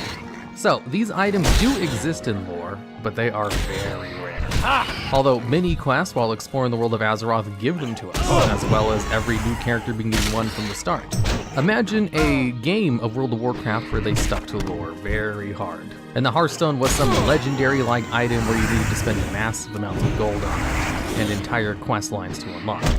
While epic, I'm sure most people would agree how it is now is a much more preferable method, considering the fact it's probably one of the most useful items in the game. Fun fact, the starting location for races, where you appear when you spawn in, is a special location that can never be recovered. The second you change your Hearthstone to a new location, you can no longer go to that old location through a Hearthstone anymore, as the location is set from creating your character and is not a default position. Now, getting back on topic, I'm sure many of you have probably heard of the term called bubble hearthing, but for those of you who don't know, taking damage while casting your Hearthstone interrupts it. However, Paladins have an ability called Divine Shield, which allows them to be invincible for some time. And by pairing these together, Paladins could pull off the full cast down of a Hearthstone in the middle of combat and leave pretty much any situation, especially before immune breakers were added to the game in TVC. Imagine this. You're in the Maw with War Mode on, trying to get bonus Stygia or whatever. You forgot to spend your Stygia and have 10,000 of it on you, but suddenly a rogue has attacked you. Now what do? Well, you cast Divine Shield, and then you cast your Hearthstone, and the rogue can do nothing but watch. Well, most of the time, unless there's a passing priest or warrior who pops the bubble for them. Before we move on, there's also the Shaman Astral Recall ability. This spell acts like a second Hearthstone, having a 15-minute cooldown. Insane, right? While the normal player could hearth only once an hour, a shaman could hearth 5 times an hour. There was also 2 glyphs that worked with this ability. Astral Fixation, which when added in Mist of Pandaria, brought you to your capital's Earth Shrine instead of your hearth location. However, it has since been removed from the glyph system. And also the glyph of Astral Recall in Wrath of the Lich King, which originally reduced its cooldown by 2.5 minutes, but was then quickly buffed to reduce the cooldown by 7.5 minutes instead, which basically cut its cooldown in half, giving shamans one of the shortest Hearthstone times ever. In Mist of Pandaria, it was nerfed to an only 5-minute reduction, and then removed in Legion with the glyph rework. But they did bake its cooldown reduction directly into the ability, so it's still at a 10-minute cooldown to this day. Originally, there was a thing called ghetto hearthing that allowed players, through the use of groups and nearby dungeons, to hearth even without a cooldown. As if you were in a dungeon or raid and simply left group, after 1 minute you would be teleported to your Hearthstone location. But with Wrath of the Lich King, Blizzard changed this, making it so when you were kicked from an instance, you would be brought to the closest graveyard instead. And to make up for this, they halved the cooldown of the Hearthstone from 1 hour to 30 minutes, to then only be halved again in Cataclysm with the addition of the guild leveling system, with the ability Hasty Hearth. Although originally your guild had to unlock this ability, when they later removed the guild levels, you now just get it automatically when you join a guild. Now, we could go over every single item and class spell that teleports you from one place to another like the Hearthstone, but that would be insane. So instead, we will only talk about items that work in the same way that the Hearthstone does, teleporting to a place that you can change the outcome of. And so first, we should talk about the Volpera racial ability, Make Camp. This ability allows you to place a tent somewhere in the open world and even stays visible for some time. And then it will be set as your spawn point. So you can set it anywhere you want, a special rare spawn location, the auction house, the entrance of a raid you farm, whatever and wherever you want. Not whenever you want though, because Return to Camp has a 1 hour long cooldown, so it's a tiny bit longer than the default Hearthstone, but can be used in addition to it, so it's nothing but a plus. There's also the Hearth Kidney Stone, an ability given to players of the Necrolord Covenant who choose the Ebonite Soulbind and its ability. This is a Hearthstone that can be set separately from your usual Hearthstone, allowing you to have 2 Hearthstone locations at a time. However, it has a 12-hour cooldown, which seems kind of long, right? Well, every killing blow you do while this Hearthstone is on cooldown reduces the cooldown by 5 minutes. Although, funny enough, as this Hearthstone is an ability and not an item, bosses that would cast mind controls on players would sometimes choose to use their longest cooldown ability to help them kill their non-controlled allies. But because this is an ability, that made it a choice for this. For example, the final boss of Turn Scythe, causing mind-controlled players to hearth mid-fight, and sometimes work with the mage's teleport too, ruining quite a few Mythic Plus keys. Although this was thankfully fixed rather quickly once it became well known. We also got 2 special Hearthstones from the expansions Warlords of Draenor and Legion, the first being the Garrison Hearthstone. This item was granted upon creating your garrison, and acted just like a normal Hearthstone. However, it could not have its location changed, always bringing you back to your garrison, and luckily did not share cooldown with your regular Hearthstone. And the other item, the Dollar Hearthstone, was granted to you after completing the Legion intro, allowing you to, just like the Garrison Hearthstone, teleports you to one set place that you can't change with a 20-minute cooldown. This time though, teleporting you to the Dollar floating above the Broken Isles. Next, we'll talk about the items with Hearthstones built into them. First, the Ruby Slippers from Karazhan.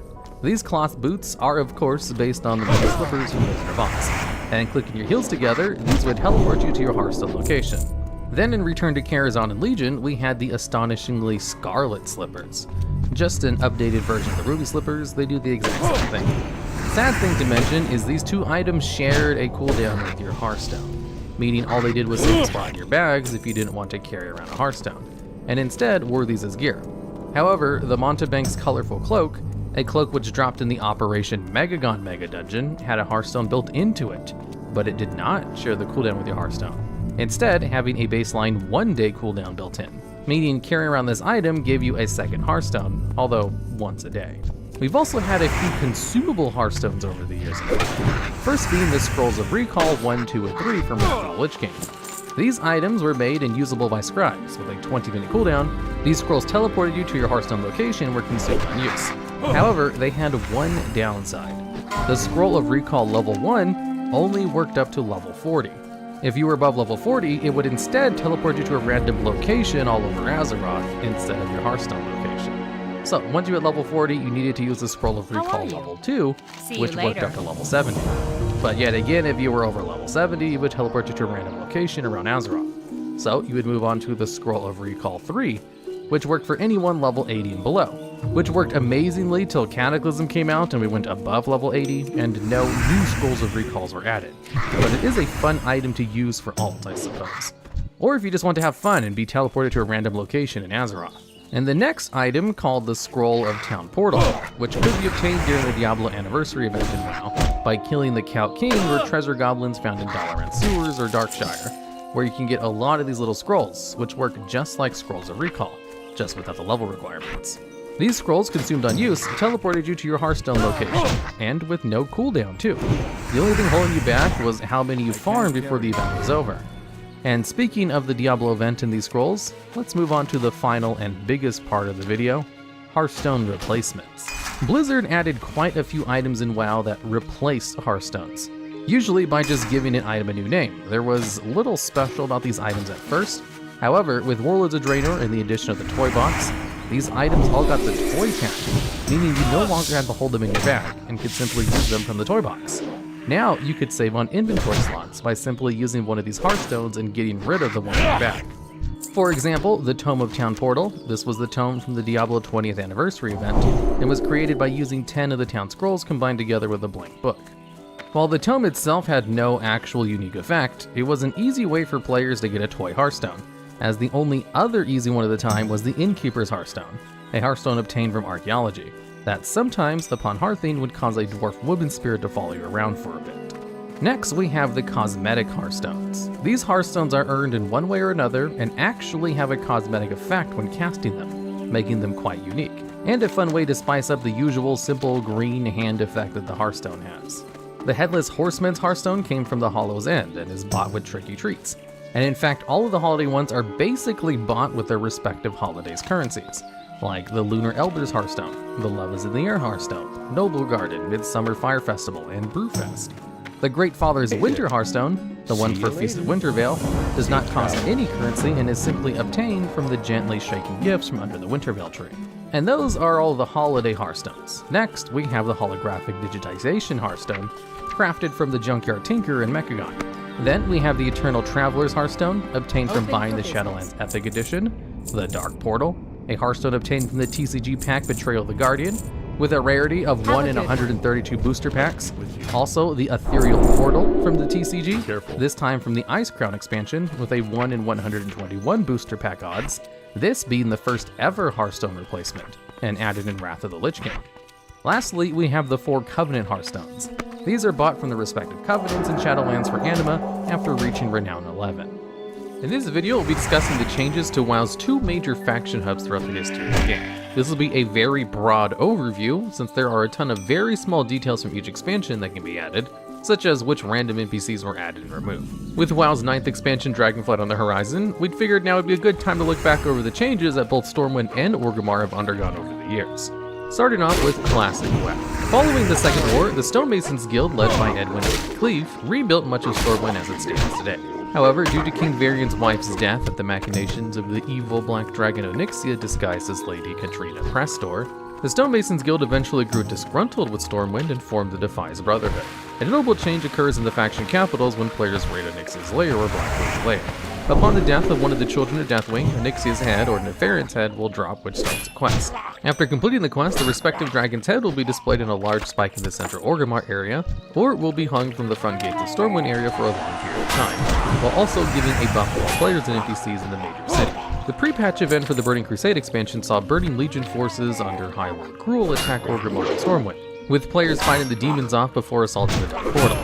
And this is about it, except a bunch of NPC workers and piles of explosives added to one of the canals, leading to the Stormwind Harbor. Supposedly already built, however, for some reason the only thing stopping us from going there is a giant wall. Well, okay. Anyways, this theme of actually putting NPCs building stuff ahead of it being added is a common thing Blizzard with Orgrimmar and especially Stormwind. WoW's next expansion, the Wrath of the Lich King, allowed players to help repel the Second Scourge invasion. This blight turned the living into the dead, including players, and resulted in massive sieges upon the major cities themselves, which usually led to them being completely overran rather quickly. For transportation and logistical reasons for the war against Arthas, several portals and means of transport to Northrend were added to both Orgrimmar and Stormwind. In Orgrimmar, the Zeppelin Tower to Grommash Hold and the Boran Tundra was built. The Stormwind Harbor was added to the game with the boat in Valiant's Keep and Boran Tundra, and finally with the docks added to Stormwind, Draenei and Night Elves no longer needed to run all the way through wetlands, as the boat was added from Darnassus to the Steep Port. Bolvar led the Alliance Assault and Ice Crown, and as such, he departed Stormwind at the beginning of Wrath, thankfully replaced with the now returned King Varian Wrynn, who up to this point had been missing, leaving Anduin Wrynn in charge, with Onyxia revealed and kicked out of the city. Wrath also saw the introduction of player Death Knights arriving in Orgrimmar and Stormwind, with much commotion and unease from citizens. Various NPCs are rude and aggressive to DKs when they first arrive in the city from the DK starting zone. Orgrimmar also received a unique arena called the Ring of Valor. Originally just a giant, unique, but useless arena that you could look down on but couldn't even enter. But they did at least reuse the building with the Ring of Valor, which was a unique arena with the rising and lowering platforms with floating walls. However, this arena was removed from the game in Mists of Pandaria because of its wacky nature, although it had been nerfed and temporarily removed before again and again prior to Mists of Pandaria. For the Cataclysm's launch, both capital cities were completely revamped and updated. The Throne of the Elements was added to the northern plateau of Orgrimmar, and the Eastern Earth Shrine in the middle of the lake in the northeast corner of Stormwind. This has 6 portals to the Cataclysm zones, Mount Hyjal, the Highlands of Ashir, Deepholm, and Ulva. A portal to Tol Barad is also located nearby in both cities. After Deathwing's defeat, a large part of his corrupted scales from his back can be seen hanging from chains in the back of the city. The massive scales from Deathwing presumably came off the infamous Spine of Deathwing fight, and can be located behind the Cataclysm Ring of Portals in both of the cities. Players who can wield his staff can acquire the legendary staff Dragon Wrath Terragos's Rest.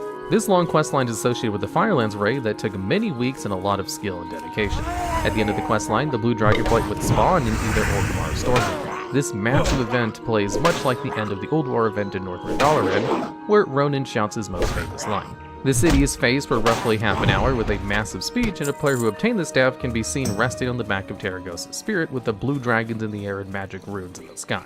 Unlike Stormwind, Orgrimmar seemed to escape most of Deathwing's ire, with the only casualties being some Zeppelins and the Cata trailer.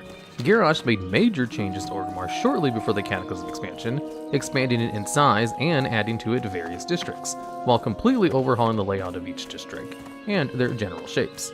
For Taurens in the Valley of Wisdom, the area that used to be the throne room was replaced with various Tauren structures. Trolls in the Valley of Spirits were expanded but moved north, closer to the exit, further from the city center, which was probably a hint at Garrosh's hatred for them. And goblins in the Goblin Slums, where the trolls once resided. And the Valley of Honor, once small and rather unused, was massively expanded with a huge back entrance that led to Ajara. The entire city was updated with new inns, auction houses, and homes. The Flightmaster and Zeppelins were moved to the central plateau of the city, and Grommash Hold was built overlooking the center of the city. When Deathwing descended upon Orgrimmar City after his violent exit from Deepholm, he caused extensive damage to Stormwind. The entirety of Stormwind Park was destroyed, leaving nothing but a crater behind. However, this was not the only damage. The clock tower among the structures was covered with shard marks from Deathwing's approach, while the gate to Stormwind itself had massive claw marks melted into the stone, even being the login screen itself, which was a visual of Deathwing sitting on the gate itself. Denath's monument was toppled into the moat as well, with only the feet remaining standing on its pedestal. The Stormwind City outskirts was added, comprising the Earthen Earth Shrines and the field of the northeast part of Stormwind. A massive graveyard was also added, one that contains various tombs and graves, one obviously to Tivin, while some are left more mysterious, one even theorized to be Arthas. Stormwind Keep itself was also updated, finally having an actual throne room, moving the PvP stuff as well as PvE vendors to a new section of the Guild Town, finally replacing the god-awful PvP area originally set there. There were even different stone paths made for each district. All of these updates had been sorely needed for both of the cities, since beforehand they were horribly aged facades of 2D walls and massive world holes. Cataclysm introduced Azeroth Flying, which was one of the primary reasons the zones had to be redone. WoW's fourth expansion, Mist of Pandaria, saw a handful of changes to Stormwind and massive changes to Orgrimmar. Unsurprisingly, portals to the Vale of Eternal Blossoms were added in each capital. Mist of Pandaria was a very lore-heavy expansion, but we'll try to keep the major character actions short. Jaina appears briefly in Stormwind following the destruction of Theramore, but leaves after the Alliance refuses to seek immediate retribution for Theramore. In the events of Mist of Pandaria, Anduin goes missing for a bit while he's presumably lost in Pandaria. This is reflected by his absence in Stormwind Keep, and the start of Varian's search for him sees an Alliance gunship looming in the northeast quarter of Stormwind, where it is ready to take players to Pandaria. Further updates to Stormwind and Mist of Pandaria included the Stormwind entrance towers and the clock tower being restored in 5.2. Additionally, Denath's statue was returned to its former splendor, alongside most of the other superficial damages that Deathwing caused in the Valley of Heroes. The Siege of Orgrimmar shows even more of what Garrosh had been building since before Cataclysm, with enormous underground facilities and ruins. The second half of the raid takes place entirely in front of the city and its outskirts. Garrosh had built up Orgrimmar's defenses, and players had to forge their way through his true horde. We could spend a whole video talking about all the changes in places under Orgrimmar that this raid added, but the actual changes to a capital is one of the reasons this raid is so fondly remembered. This expansion had also recruited the Pandaren, and pandas had joined the faction capitals with their riding turtles and hot air balloons. In Orgrimmar, the Hojin Pandan, led by G. Firepaw, make their camp in the north valley of the city. And in Stormwind, the Tushui Pandaren, led by Asa Cloudsinger, established a camp near the eastern Earth Shrine overlooking the waterfall. Lastly, the Brawlers Guild was also added, an arena that lets players fight various foes from the past, and many joke characters and encounters that wouldn't fit in a raid or dungeon. These were added to the underside of the Deepland Tram in the Alliance side, and for the Horde it was added where the Ring of Valor stood, once and for all removing it from the game. The Warlords of Draenor expansion saw very few changes to Orgrimmar and Stormwind. Of course, portals to Ashran were added to both cities for players' conveniences and in-game logistics. In Stormwind, a small Kirin-Tor encampment with a portal added on a plateau overlooking the Mage Quarter was added, which can be seen at the end of the Everbloom dungeon. WoW's 6th expansion, Legion, began with the armies of Azeroth amassing and preparing for an assault on the Broken Shore. Both Orgrimmar and Stormwind harbors were full of NPCs and teeming with activity. The Legion starting quest has the players go through the harbor and interact with some of these NPCs. This remains to date one of the most impressive things Blizzard has ever done in sheer scope and build-up for an in-game event. Blizzard also added a new portal to the Broken Isles version of Dalaran to both cities. The major character events in Orgrimmar and Stormwind during Legion included Vol'jin dying after the failed Broken Shore assault, and Sylvanas Windrunner replacing him as Warchief. King Varian Wrynn dies in the Broken Shore, and Anduin takes his place as king. A memorial to Varian is built in finally a rebuilt Stormwind Park, and it is renamed to Lion's Rest. Finally, Illyria and Turalyon returned to Stormwind after the end of Legion. Legion also saw the introduction of allied races to the game.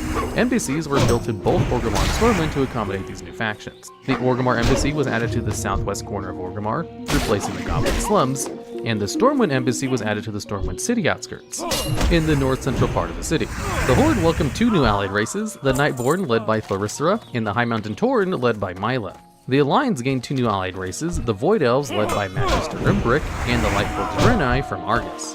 Battle for Azeroth included a great many deal of changes to both Orgrimmar and Stormwind, the most notable of these changes being the addition of the portal rooms.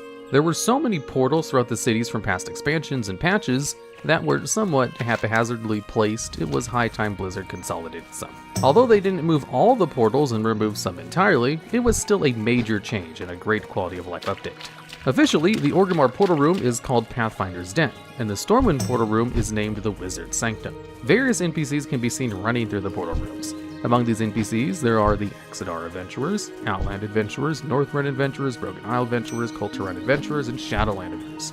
War boards were also added to both cities, which are now ubiquitous in the game and were another great quality of life update. Following the Siege of Lordaeron, Orgrimmar is now full of undead refugees following the destruction of Undercity. The Zeppelin that used to travel to the towers outside Undercity has been replaced by a portal. The Horde welcomed three new allied races to the Orgrimmar embassy, the Volpera, the Mag'har Orcs, and the Zandalari Trolls led by Queen Talanji. These new races and NPCs can be seen throughout the city. By the end of BFA, the Horde had been seriously shaken up. Sylvanas had fled, Sourfang had died, and Gallywix had been AWOL. In response to the wake of the two bad war chiefs, the Horde Council was established, with Gazlo now leading the Bilgewater Cartel, and Kalia Menethil and Lillian Voss now leading the Forsaken. We'll briefly go into more details about the Orgrimmar Portal Room. The Portal Room consists of 2 levels and was added in patch 8.1.5. Many of the portals that were moved or deleted were formerly located in the Cleft of Shadow, located underneath Orgrimmar. The first level of Orgrimmar Portal Room consisted of 7 portals encaved in almost perfect circle. However, only 6 of them are used. Down 3 flights of stairs in the basement level, an exact copy of the previous level and layout, but with only 3 portals active out of the 7 available spaces. Every portal has 2 casters holding it open, and there are some interesting choices Blizzard has made as to who is casting them. This Silver Moon portal is created by 2 Blood Elf Silver Moon Magisters. In Shadowlands, the Ouroboros portal was added and is held up by Ebonblade Alkalites.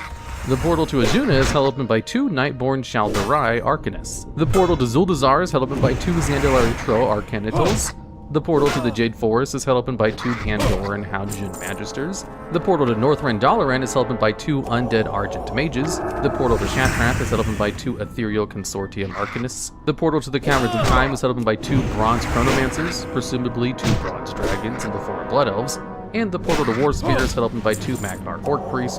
The Cavern of Time portal was added in 8.2, and the other 2 portals were moved down from the floor above. In Stormwind, a boat was added to Borealis from the harbor. The boat to Darnassus was replaced by a portal following the burning of Teldrassil, and Worgen and Night Elf refugees are now present in Stormwind with their old home being destroyed. A lot of lore events take place in Stormwind throughout BFA, but Talanji being rescued from the Stormwind Starcades by a Horde champion sets off a lot of the events in BFA. Right after this, Jaina sets off for Kulturas to face her past and secure a navy. Additionally, while not seen in the game, but rather cinematic, Saurfang is imprisoned in the Stormwind Stockades until Anduin releases him. The Stormwind Harbor can also be seen full of dead soldiers in the cinematic. During and after the events of the Fourth War, the Alliance gained 3 new allied races: the Kulturan Humans, the Dark Iron Dwarves, and the Mechanodes. The Stormwind Portal Room, like its Horde counterpart, has so much detail that can't be described in this video, but we'll try to keep it short. The Stormwind Portal Room is a much more grand, spacious, and accommodating than its Orgrimmar counterpart. It features an entrance hall and a much easier linear layout with 10 portal slots and a set of 2 wings with a large stained glass window and a future set of stairs in the center of the long room. The portal room is guarded by several summoned water elementals and arcane golems. Upon entering the portal room, ascending the Mage Tower in the Mage Quarter in Stormwind, to the right in a clockwise faction are portals to Stormshield, powered by 2 Kirin Tor mages. After that, there's a portal to Borealis, the far left end of the wing, held up by 2 Kul-Tiran human Stormwing Tide Sages. In Shadowlands, the Ouroboros portal was added and is held open by 2 Ebonblade Alkalite human Death Knights. And the 5th and final portal of the left leads to Azuna, and is held open by 2 Night Elf Narthalas Ghost Mages. In the right wing, once again clockwise from the entrance, are the portals to Dalaran, powered by 2 Silver Covenant Mages. To the right of the portal is the portal to the Exodar, powered by 2 Draenei Portal Keepers. A portal to the Caverns of Time at the far end of the right wing, held open by 2 Bronze Chronomancers. Next, a portal to Shattrath that is held open by 2 Ethereal Consortium Arcanists. And finally, a portal to the Jade Forest held open by the Pandorian Tushui Magisters. There were a few interesting notes about these NPCs in the portal rooms, which is why they're listed here. There were only 2 NPCs of the same faction in the open portals in both Orgrimmar and Stormwind, which are the Ethereals and the Bronze Dragons. Curiously, all of the NPCs which are opening the portals can be played by characters, with the only exceptions being the Ethereals, the Ghosts, and the Bronze Dragons. Perhaps these are hinting at future races which might be added to the game. Although, fun fact, during the beta of Shadowlands, brokers held the portal to Ouroboros open. However, during the beta they were removed and replaced with the Ebon Blade. Shadowlands saw a few changes to Orgrimmar and Stormwind. During Death Rising, the pre-patch event, Anduin was abducted by Mossworn from Stormwind and Turallion now rules in his absence. Chromie time was also implemented, and the Bronze Dragon Chromie can now be found near the embassies in both cities. The new leveling system can be activated by talking to her on top of her hourglass. Finally, new character introduction buildings were added in Shadowlands with a level switch. These buildings originally were used by various random vendors, but are now replaced by buildings simply called training halls, and are full of class trainers that players ascend to after finishing Exile's Reach, the new island starting zone. A portal to Ouroboros was added in both cities' portal rooms, and finally in 9.1.5, weather effects were added to capital cities, including rain and thunder, which really are a wonder to see when they happen. There is also a new little structure in 9.2.5 PTR, which looks like a stable with various workers preparing their location. Maybe a stable for a new customizable dragon flying mount. It even includes a short questline where you stop lazy workers and thieves by throwing pies at them. Stormwind is beside the stockades, and Orgrimmar's is sitting in the Valley of Strength where the guild vendor used to be. It now moved to the outer edge, with even more changes seemingly on the way for the new expansion Dragonflight, like a possible update to both cities' docks. But we will have to see when the future comes in Dragonflight. During the expansions of the Burning Crusade and Wrath of the Lich King, we had a system called badges. Badges were quite nice and allowed players to passively earn gear to buy equal to current raid tier. However, with the expansion Cataclysm, they tried to shuffle this up with the reworking of the badge system into the Valor system. Cataclysm had 2 currencies used to buy gear: Valor, which came from the current raid or your first daily heroic dungeon, and was used to buy a large variety of raid gear. And also a secondary currency, Justice, which was obtained by doing older Cataclysm raids and also random heroic dungeons. There was also a funny little part in this that Emblems of Frost and Emblems of Triumph from Wrath of the Lich King expansion also became Justice points, and these points were used to buy gear from vendors who previously sold them for badges.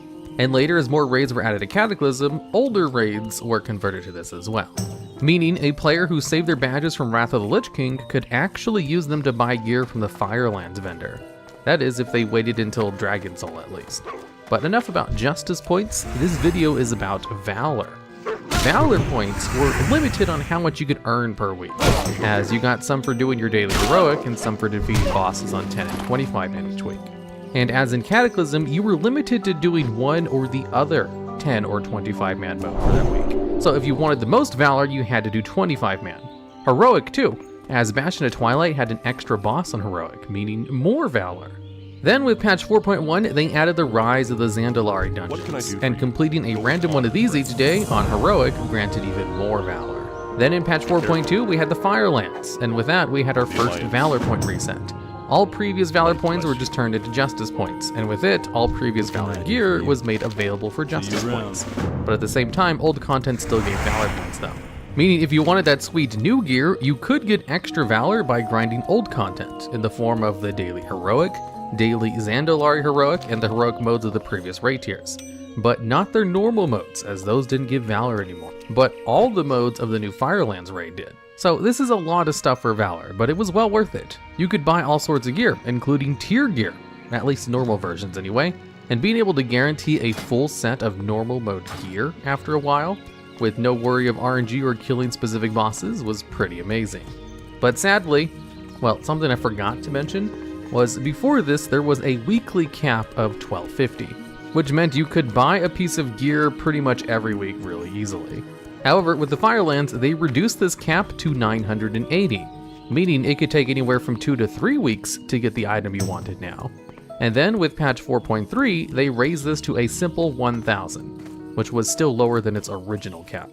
And of course, also with 4.3 and the new Dragon Soul raid came another Valor wipe, meaning you need to do the new raid to get the most Valor, but could still grind old raids for Valor if you wanted in the heroic modes. They also made it so 10 and 25-man modes drop the same amount of Valor. Also in 4.3, they introduced the Raid Finder system, and with this, Blizzard felt that with more ways to kill bosses meant more ways to get tier gear, causing them to just remove tier gear from the Valor vendor, leaving it really only with off pieces, trinkets, and removing a lot of the previous options that players did have with Valor. This change, on top of the new easy mode looking for raid, did not sit well with the player base, as being able to guarantee, after a couple of weeks, being able to buy whatever you wanted was quite nice, a bonus on top of the randomness of raid loot, to then having to roll for it against players. Then on to Mist of Pandaria, yet another reset happened, moving all old Valor into Justice. It still held the weekly cap of 1000, but it reduced the original 4000 total cap of Valor down to 3000. However, they did add a new buff called Valor of the Ancients. This buff activated when you reach the 1000 weekly Valor cap, and once activated would appear in all of your alts on the realm for the week, giving them a 50% increase in Valor gain, allowing you to get Valor on your altar to at double the speed compared to your main, or 50% the speed. And where did you get the Valor? Well, for your Pandaria, you got them from daily quests, daily challenge mode quests, heroic dungeons, raid bosses, raid finders, scenarios, and completing challenge modes in gold, silver, or bronze. And one other thing different was the gear you could buy did not have a simple Valor cost. It also had a reputation requirement, which meant you needed to do a lot of dailies to not only get Valor, but to get the revered rep required to buy the gear from the respective faction. Luckily, this is also when Blizzard removed the 25 daily quest limit, so you could do as many dailies as you wanted. Although, it ended up being a massive drain on players' time. And so in another hotfix shortly after, they reduced the requirement of some of the Valor gear from revered to just honored, making it a lot less dailies required. But that's not all. The Valor was used in most of Mist of Pandaria. All gear, be it dungeon, raid, or Valor gear, could be upgraded, increasing the eye level by 4 each upgrade, and each item could be upgraded twice. But then in patch 5.4, this was changed to be upgraded 4 times, but only for the new gear from the new raid, Siege of Orgrimmar. You could even buy Valor points directly from the Thunder Isle and Timeless Isle, but these were limited as well to how much you could even buy each week. And well, then in Warlords of Draenor, Valor was removed. Or for a short time anyway. In patch 6.2, it got re-added, however, now renamed to just Valor, instead of Valor points. This new Valor no longer had a weekly cap, so you could earn as much as you wanted, and well, it was not used to buy any gear. Instead, it was simply used to upgrade gear from the final raid, Hellfire Citadel, or upgrade crafted gear by up to 10 item levels. And you obtain Valor just like in the past, with your random heroic dungeon of the day, mythic dungeons, doing some raids, or completing some weekly bonuses, which you could use to purchase an upgrade for your legendary rank if you really wanted to as well. While Valor stayed for the rest of Warlords of Draenor and all of Legion, it really had no use, as it only worked on Warlords of Draenor gear. So while technically in the game in Legion, it wasn't a viable thing. And finally with BFA, they removed it, even though it would not be till Shadowlands it would be used again.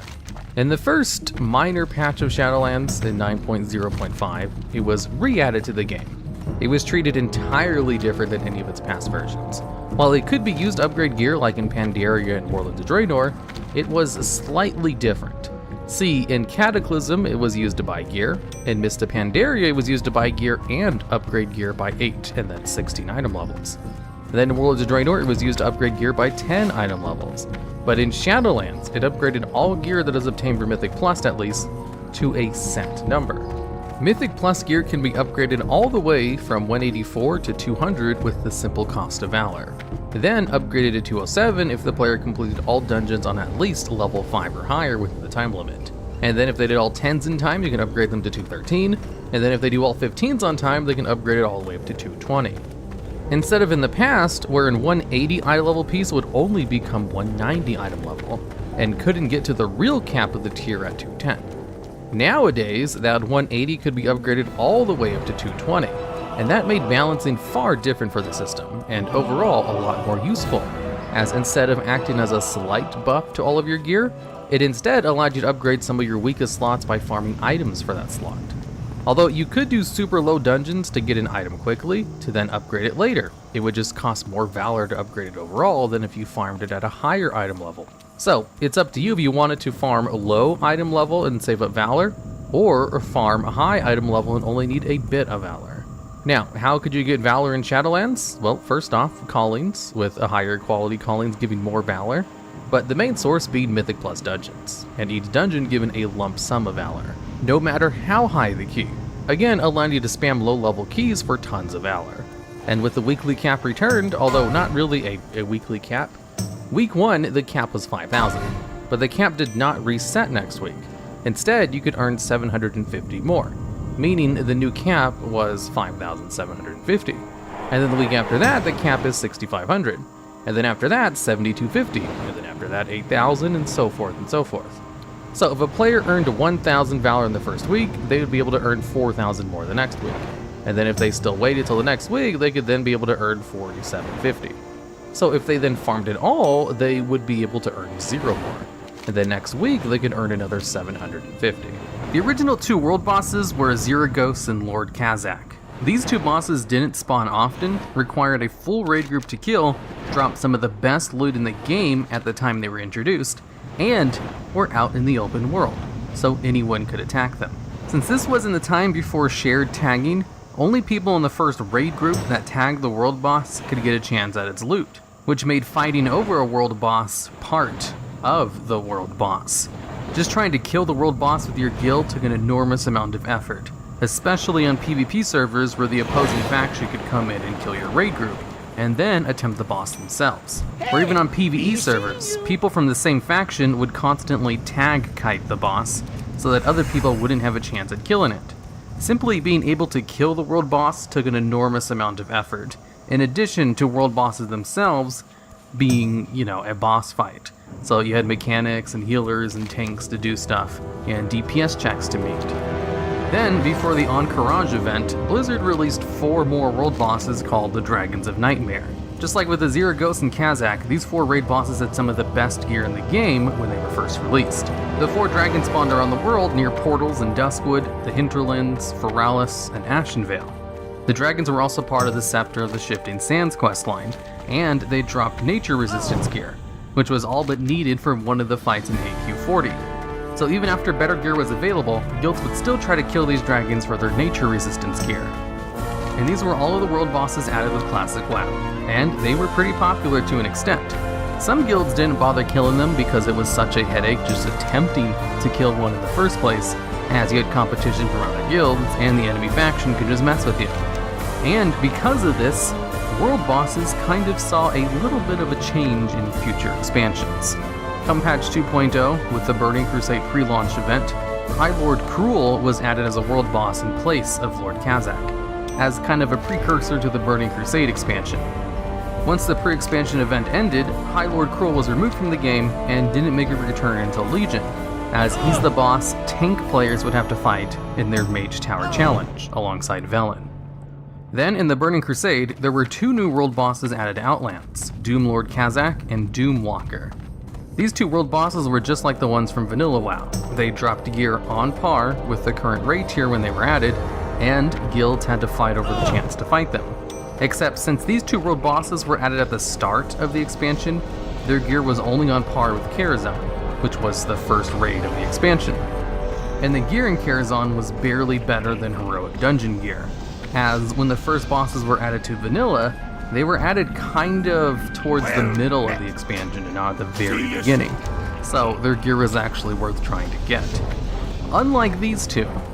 So as more raids came out, Blizzard did not update the gear on these world bosses, and they also did not add any more world bosses to the expansion. So later on in the expansion, the only people bothering to kill the world bosses were guilds trying to gear up new players. as most established guilds didn't want to deal with the headache required in order to kill the world boss if it wasn't given any good loot. Also in the Burning Crusade, they added Omen, a world boss during the Lunar Festival event. It was basically just part of the quest for the holiday. I'm not really sure it counts as a world boss in the traditional sense, but I will mention it here just in case.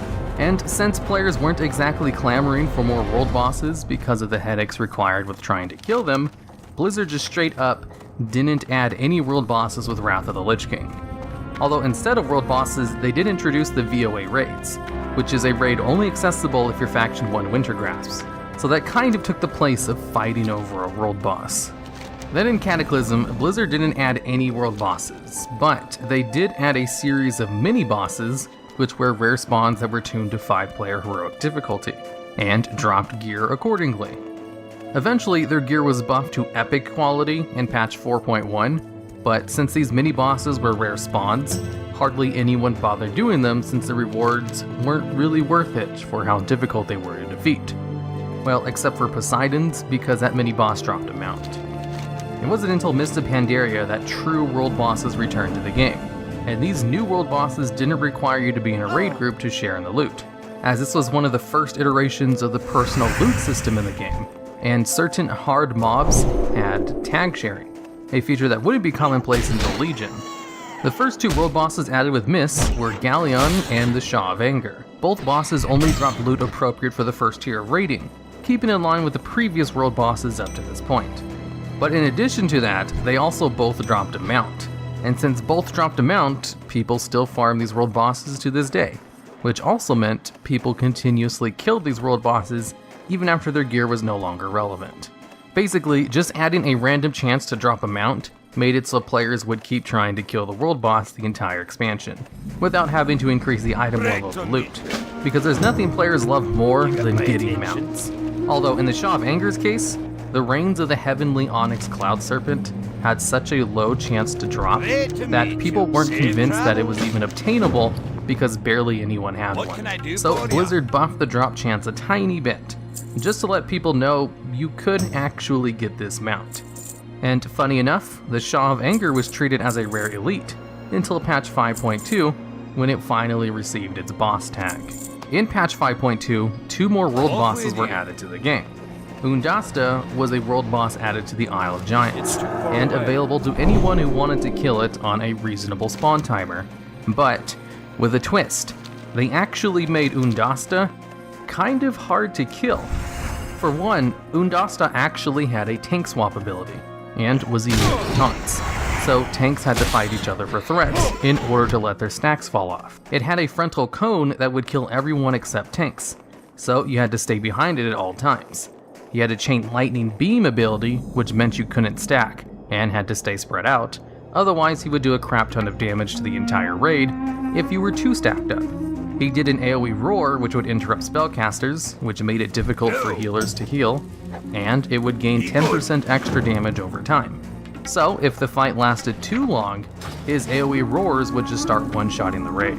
And because of the difficulty of Undasta, it was pretty common for there to be a ton of skeletons in the area where you find Undasta, and some of the strategies for killing him involved just kiting him nearer the graveyard so people could resurrect and get back to the fight quicker. Undasta was such a hard world boss that Blizzard just straight up cut its health in half in order to get players an easier time with it. And they also moved the graveyard closer to the boss, so people wouldn't kite it towards the beach. And since Undasta also dropped a mount, people still killed the boss until the end of the expansion, even after the gear stopped being relevant. As you may have noticed by this point, their gear has only ever been good for the tier in which they were introduced. The other world boss added with 5.2 was Nalik. Now, it was located on the Isle of Thunder, basically right next to the entrance of Throne of Thunder. Unlike Undasta, Nalik was not a difficult world boss. He was pretty standard like all the others. Only required one tank and had reasonable mechanics like just spreading out and healing through AoEs. And just like Undasta, he dropped a mount as well, and gear appropriate for the normal Throne of Thunder. Mist of Pandaria really liked trying to put mounts on world bosses, and you can't really blame them. This made it so people farm these all the way until the end of the expansion. In fact, many people still farm all of these guys once a week even today. Come patch 5.4, Blizzard added 5 new world bosses to Mist of Pandaria. With the addition of the Timeless Isle, Blizzard added 5 world bosses to the island. 4 of them were the August Celestials, and you can only fight one of them at a time. But, despite the fact that there's 4 of them, you can only receive loot from one of them per week. And if you receive loot from one of them, you would not receive loot from the other 3. So, you only had to kill one of them per week in order to get their loot. And these world bosses did not drop a mount. The 5th world boss from the Timeless Isle was Ordos, who was located on a mountain on the Timeless Isle, which you can only get to if you had the legendary cloak equipped, in which case you'd get a gust of wind which would take you over a broken bridge to his little mountain. And with this requirement, Ordos was the only world boss which required an item in order to access it, giving it a little bit of a soft attunement requirement, as pretty much anyone who played Mist of Pandaria would naturally get the legendary cloak, unless they were just really lazy. Although that was only true during Mist of Pandaria, today it's no longer possible to get the legendary cloak, but the legendary cloak is still required in order to fight this boss, to the chagrin of many people who didn't play during the expansion. With the launch of Warlords of Draenor, there was a promised fungal whale world boss with a lot of the early promotional materials, but it was never added nor seen in game, despite the fact that there is a gigantic underwater zone of the fungal sea, very much in the game.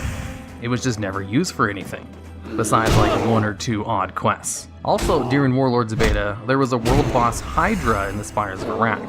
But once the game went live, the boss was turned into a rare elite and it didn't drop any kind of special loot. Just a few crafted materials and Apexis crystals. And with the launch of WoD, there was no world bosses in the game.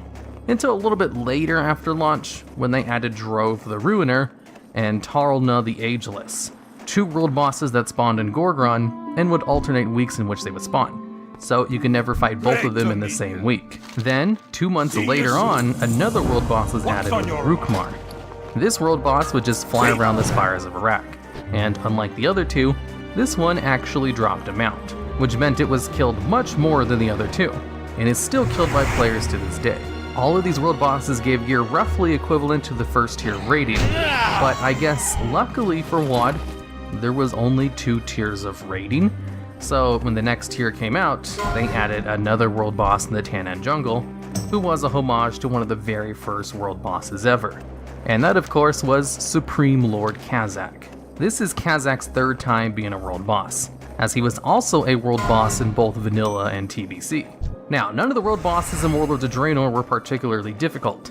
Blizzard was afraid of adding difficult world bosses after what happened with Undasta. So once their gear stopped being relevant, only Rukmar was killed regularly. Then in Legion, Blizzard changed how world bosses work significantly, and made them much more pug-friendly, to the point where it is kind of just an easy way to get a raid-appropriate piece of loot for the current tier of raiding.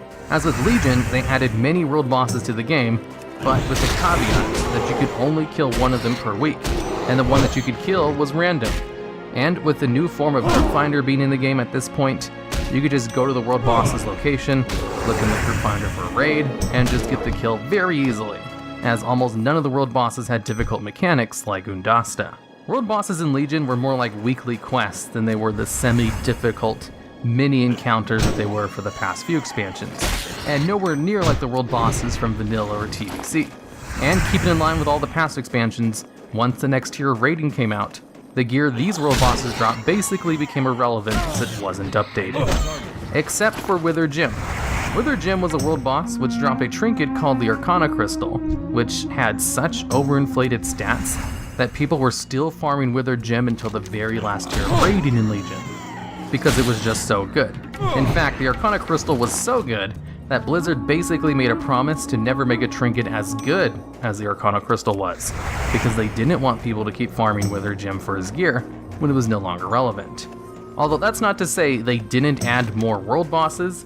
With the next tier of raiding in patch 7.2, they added 4 world bosses to the Broken Isles, which dropped a gear appropriate for the new raid. One of these world bosses, Brutalis, was a raid boss in TBC, with its world boss version not being anywhere near as difficult as its boss fight in the Sunwell. Then, in patch 7.2.5, during the World of Warcraft anniversary event, Blizzard added all of the vanilla world bosses back to the game, with loot equivalent to that tier's normal mode, and all of it basically just being updated versions of their vanilla counterparts. There was the 4 Dragons of Nightmare, Aziragos, and Lord Kazak. And so far, with each anniversary since, Blizzard has added these world bosses back to the game with that anniversary event, with them giving gear appropriate for lower tiers of the current raid tier, and as a way to get time walking currency.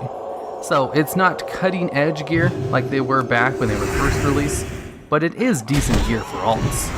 Then in patch 7.3, with the new raid tier, Blizzard added an invasion events, which had a world boss located inside of them, which acted exactly like world bosses, but they weren't really called world bosses.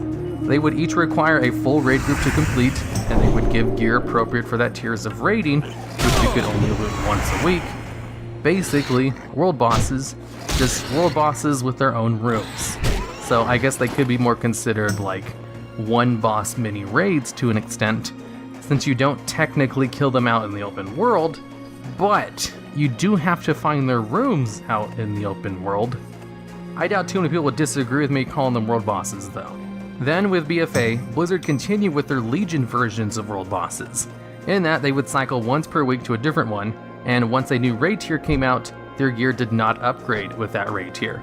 They also added world bosses to the Warfront zones, so whenever you have access to that zone for the week, you get one extra world boss to kill on Arathi Highlands or Darkshore. First, let's discuss the backpack. While the backpack can be thought of as a bag, unlike bags that cannot be moved, deleted, replaced, or have a particular type of item be specified to it, like how other bags can be specified to be only consumables, equipment, or trade goods.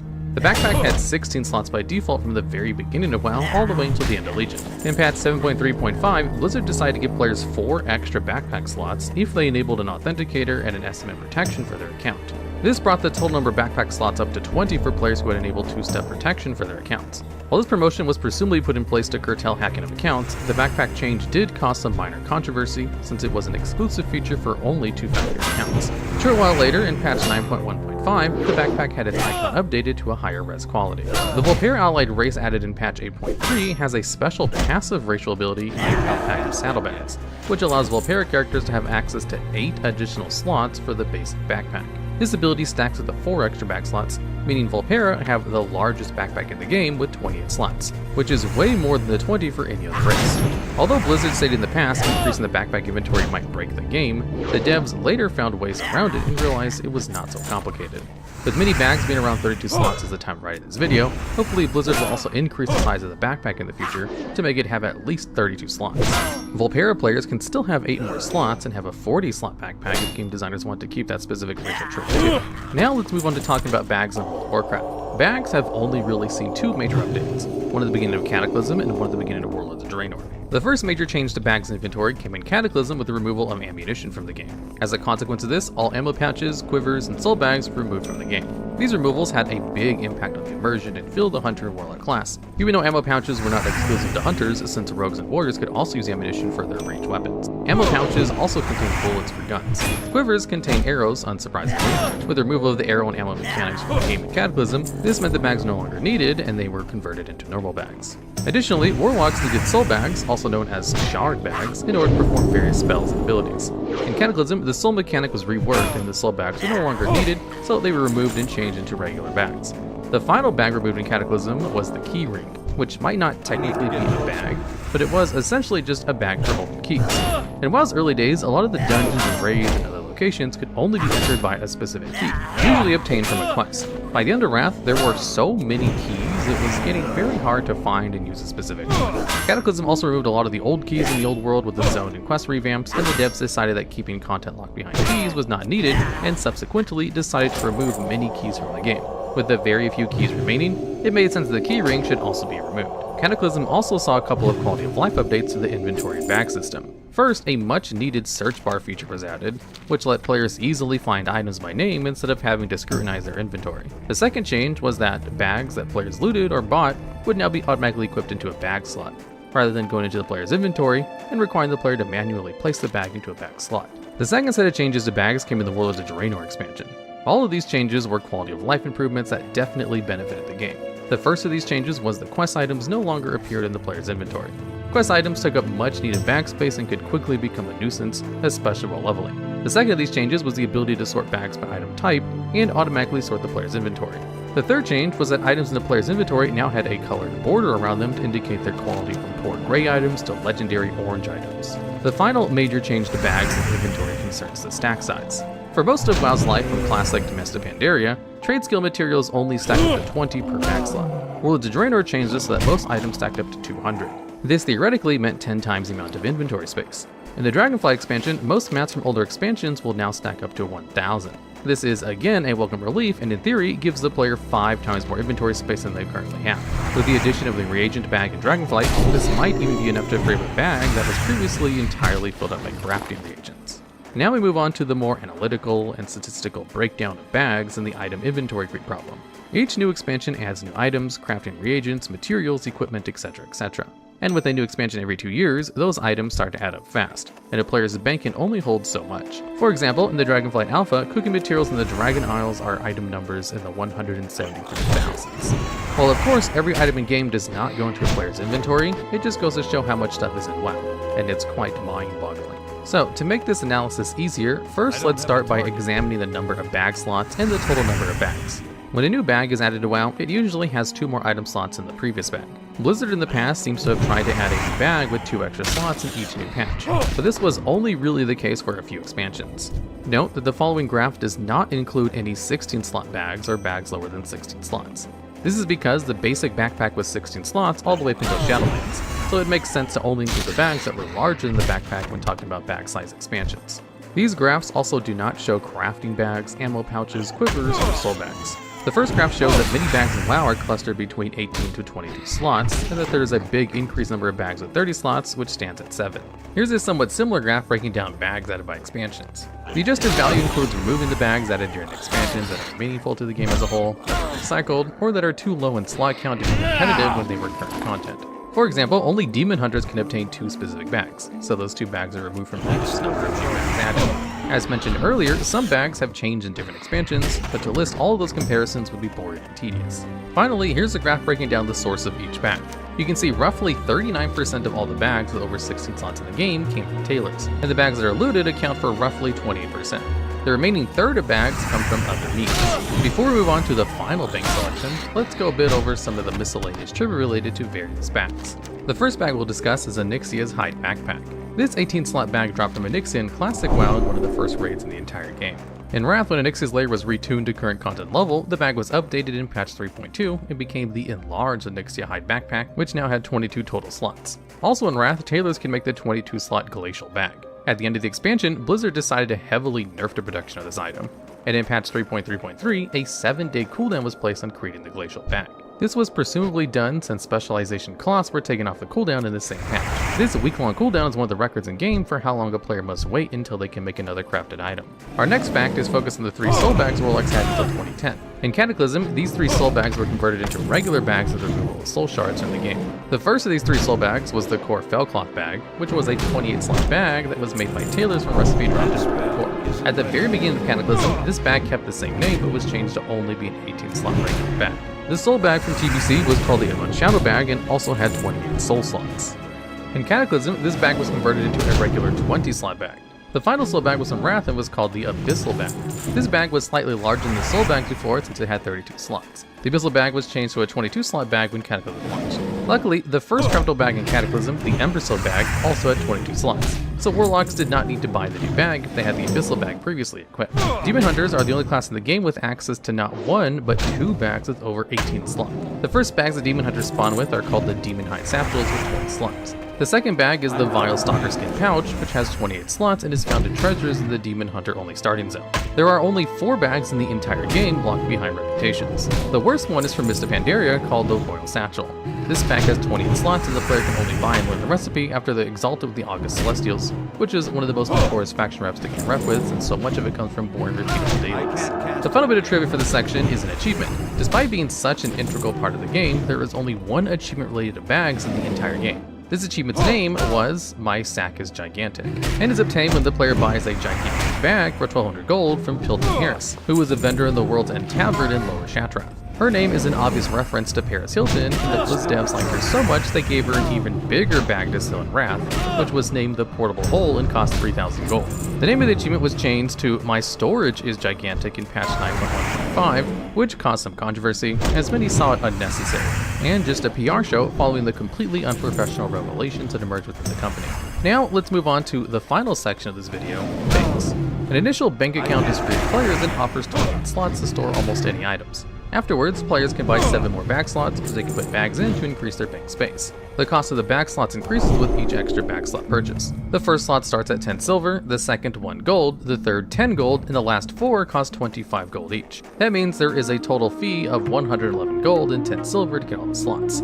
However, this does not include buying the bags that the player must then add to the bag slots that they just bought. When the player has bought all 7 bag slots, they will earn the achievement Safe Deposit, which is worth 10 points. Orgrimmar is the only city in the game with 4 banks. For comparison, Stormwind only has 2. Northrend-Dalaran takes second place for the city with the most banks since it has 3 banks, including the Underveld. As another interesting aside, unlike a real bank, in WoW you cannot store currency with the bank, only items. Almost currency is not physical in-game anymore, a currency tab or stash would still be very helpful at the bank. Especially for depositing gold as well, since so many players are somehow over the 1 million gold mark. The banks throughout all of WoW are run by some interesting unique NPCs, like the Montagues in Undercity and Glutonia in the Broken Isles Dalaran. There are so many to discuss that we'll make in a top 10 video with these colorful characters in the future. We touched on the reagent bank earlier in the video, but one more detail to note is that the reagent bank contains exactly 99 slots. The reagent bank must also be bought with gold, 100 gold to be precise. Thus, to buy all 7 slots in the reagent bank, the player needs to spend 211 gold and 10 silver. Since Warlords of Draenor, players have been able to craft these materials currently stored in their bank from anywhere in the world without needing to retrieve the items first. Currently in the game, there are 4 ways for players to gain access to their bank without actually being at the bank. We won't include the guild ability mobile banking, since that only allows players access to their guild's bank. Since guild banks are so different, we'll cover them separately in a different video. There is only one way for every player to be able to access their bank anywhere in the world. The first step of the first method is to become a champion of your race at the Argent tournament. This will award the player with the Argent Squire companion for Alliance players, Argent Gruntling companion for the Horde players. Next, the player must earn the Crusader title and farm 150 champion seals. Only then can the player buy an Argent Pony Brittle from Dame Evniki Capsulus, who is the Crusader's quartermaster. Using this item gives you the Argent Squire or Gruntling a cute little mount, and the player earns the achievement Pony Up. Now, when the player summons a companion, the companion offers mailbox, trade, and bank services. However, the companion will despawn for 3 minutes and will incur a 4-hour cooldown before you can call their services again. The Guild Herald and Guild Page also share similar functions, but do not allow access to the player's bank. Another way to gain bank access is to use the Sassy Imp toy, which has a 35% drop chance from the Imp Master Valicent in the jungle. However, the Imp does not always listen to the player, and the bank services is only one of the many services he can provide. In addition to only working in Draenor, the toy has a 1-hour cooldown, so it's not the most ideal form of bank access. The final 2 ways to gain bank access in the open world are through being an engineer and using Jeeves, or being a goblin and using the racial Hobgoblin. Before we wrap up the video, let's briefly touch on Void Storage. Void Storage is similar to the bank, but with several key differences. Only trophies, cosmetic items, and special holiday items can be stored in it. Void Storage costs 10 gold each to deposit an item. Luckily, withdrawing an item from the Void Storage is free. The interface contains 160 slots and 2 tabs and costs 100 gold to open a Void Storage account. The system of long-term inventory management was first implemented in patch 4.3 and was meant to serve as an everlasting storage solution to items players want to hold onto as keepsakes, but that were taking up valuable inventory space. The lore behind the Void Storage is that it was invented by the Ethereals, who utilized their technomancy to create an apparatus through which the pocket dimension can be accessed. In World of Warcraft, there's this thing called hard mode bosses, where when you engage with them, you can perform certain triggers during the fight that makes them harder, and gives you a special reward at the end of the encounter for purposefully trying to do them harder. In the early days of WoW, the very first hard mode trigger was an AQ40 with the Silithid royalty. This bug trial was an optional boss in that instance, which coincidentally was also one of the first optional raid bosses in the game, and rewarded different gear depending on which Silithid you killed last, with the best loot being obtained from killing Lord Kree last, which was also the hardest order to kill them in. Now, in vanilla WoW, there was no such thing as heroic or mythic modes. Everyone did the exact same difficulty as everyone else if you entered an instance. So this was the first time players could adjust the difficulty for their group, and either complete it easier or harder depending on whether or not they wanted better gear. And both players and Blizzard liked this idea, so they occasionally brought it back and experimented with it. In Zul'Aman, a raid added in the Burning Crusade, they had a system similar to the timed event in Stratholme, where as soon as you entered the instance, a timer would start, and you had a set amount of time to kill the first 4 bosses before the timer ran out. And if you successfully killed the 4 bosses within the allotted time, better loot was rewarded and you got a mount, the Amani Warbear. Now, this wasn't really a hard mode in the same way as the previous one, as you just beat all the fights like normal, you just killed them quickly and tried to rush their trash if you could. But it was a way of defeating bosses that gave you better rewards, so it kind of counts. Then in the Sunwell Plateau, the last raid of the expansion, depending on the order you killed the Eridar Dark Twins, you could get better loot. This hard mode trigger was basically the same as the Bug Trio. You just killed the harder one last and you got better gear. In this case, killing Lady Sacrolash last was the harder of the two, and would yield more gear drops. But then, in a later patch, they kind of removed this kill order and made it so the twins would drop identical loot regardless of which one you killed first. So essentially, they removed the hard mode, though this change was made after progression was basically done already, so it wasn't a huge deal. Then in Wrath of the Lich King, Blizzard really went all out with hard mode triggers, and the expansion is kind of the golden age of hard modes. In one of the very first raids you could do, the Obsidian Sanctum, if you killed the boss Sartharion with 1 or more of the Twilight Drakes in the room active, he would drop higher item level loot. And if you left all 3 Drakes alive when you pulled the boss, everyone in the room would also get a mount.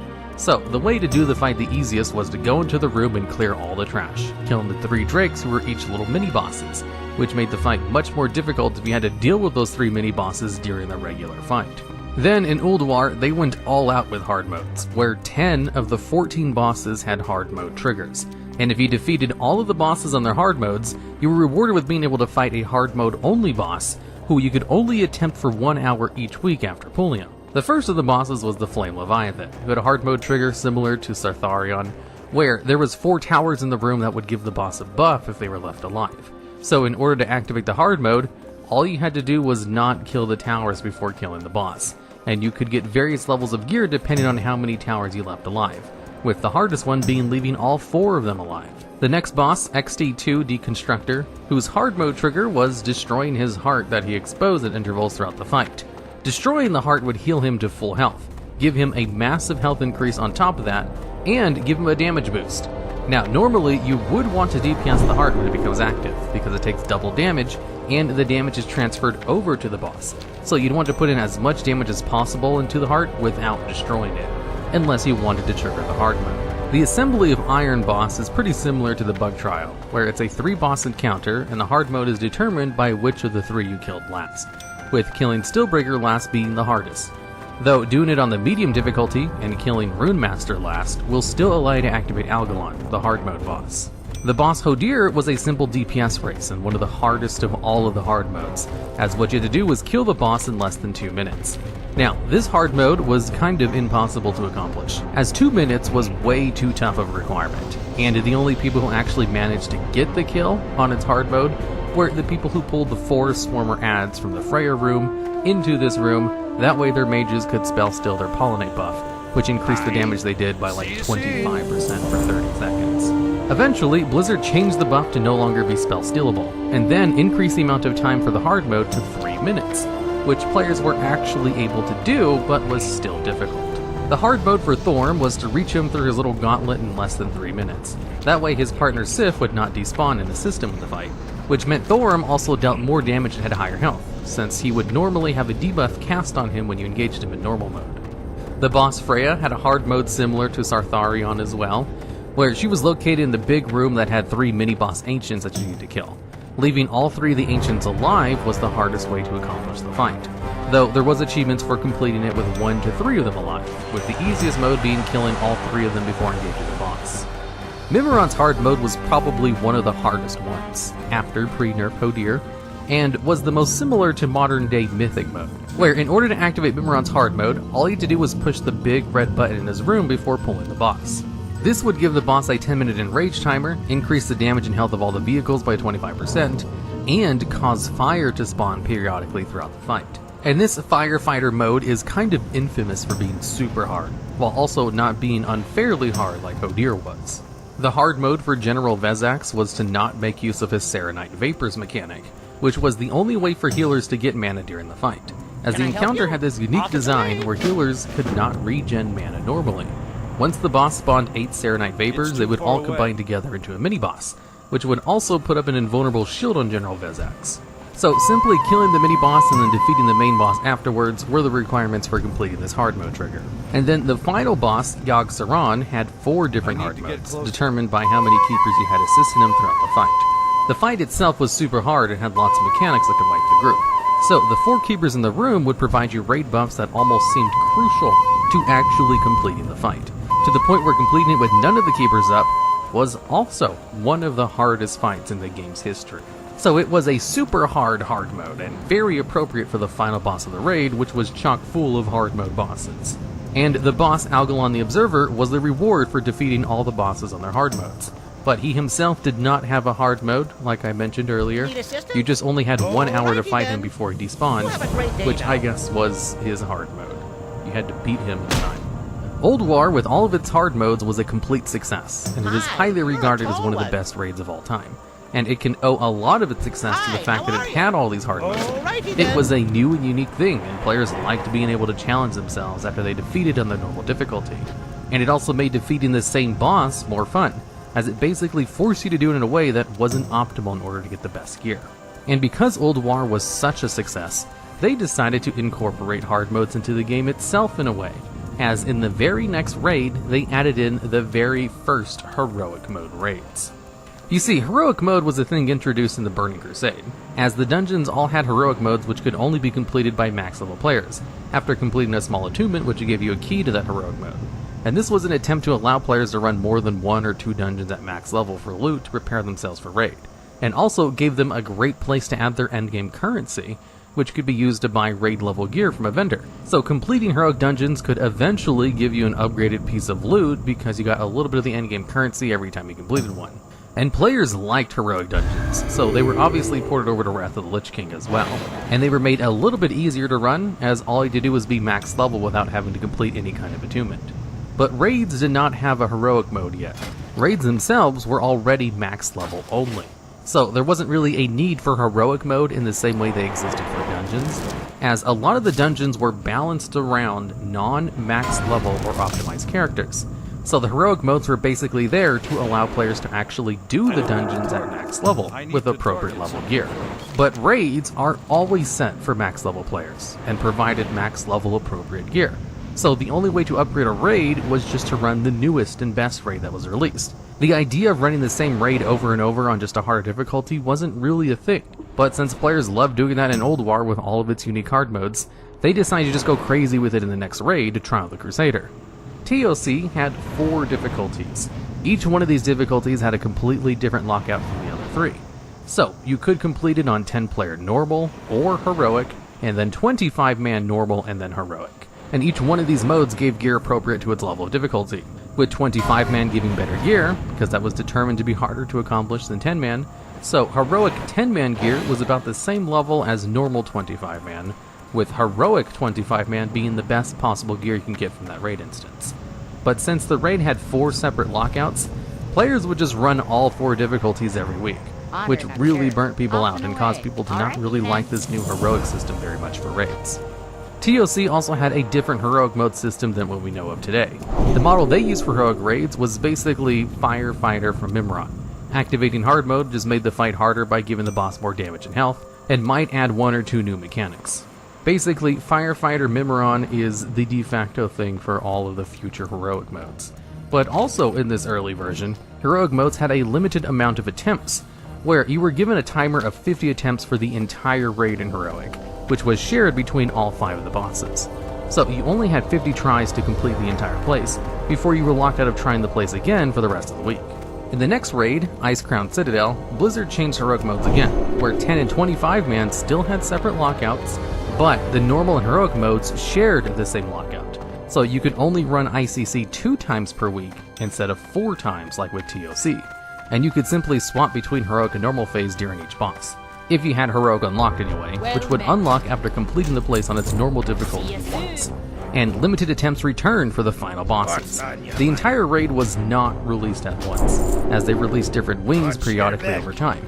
And when the first wing was released, players only had 10 attempts to down Professor Putricide. Then, when the Blood Quarter was released, this shared attempts was increased to 15.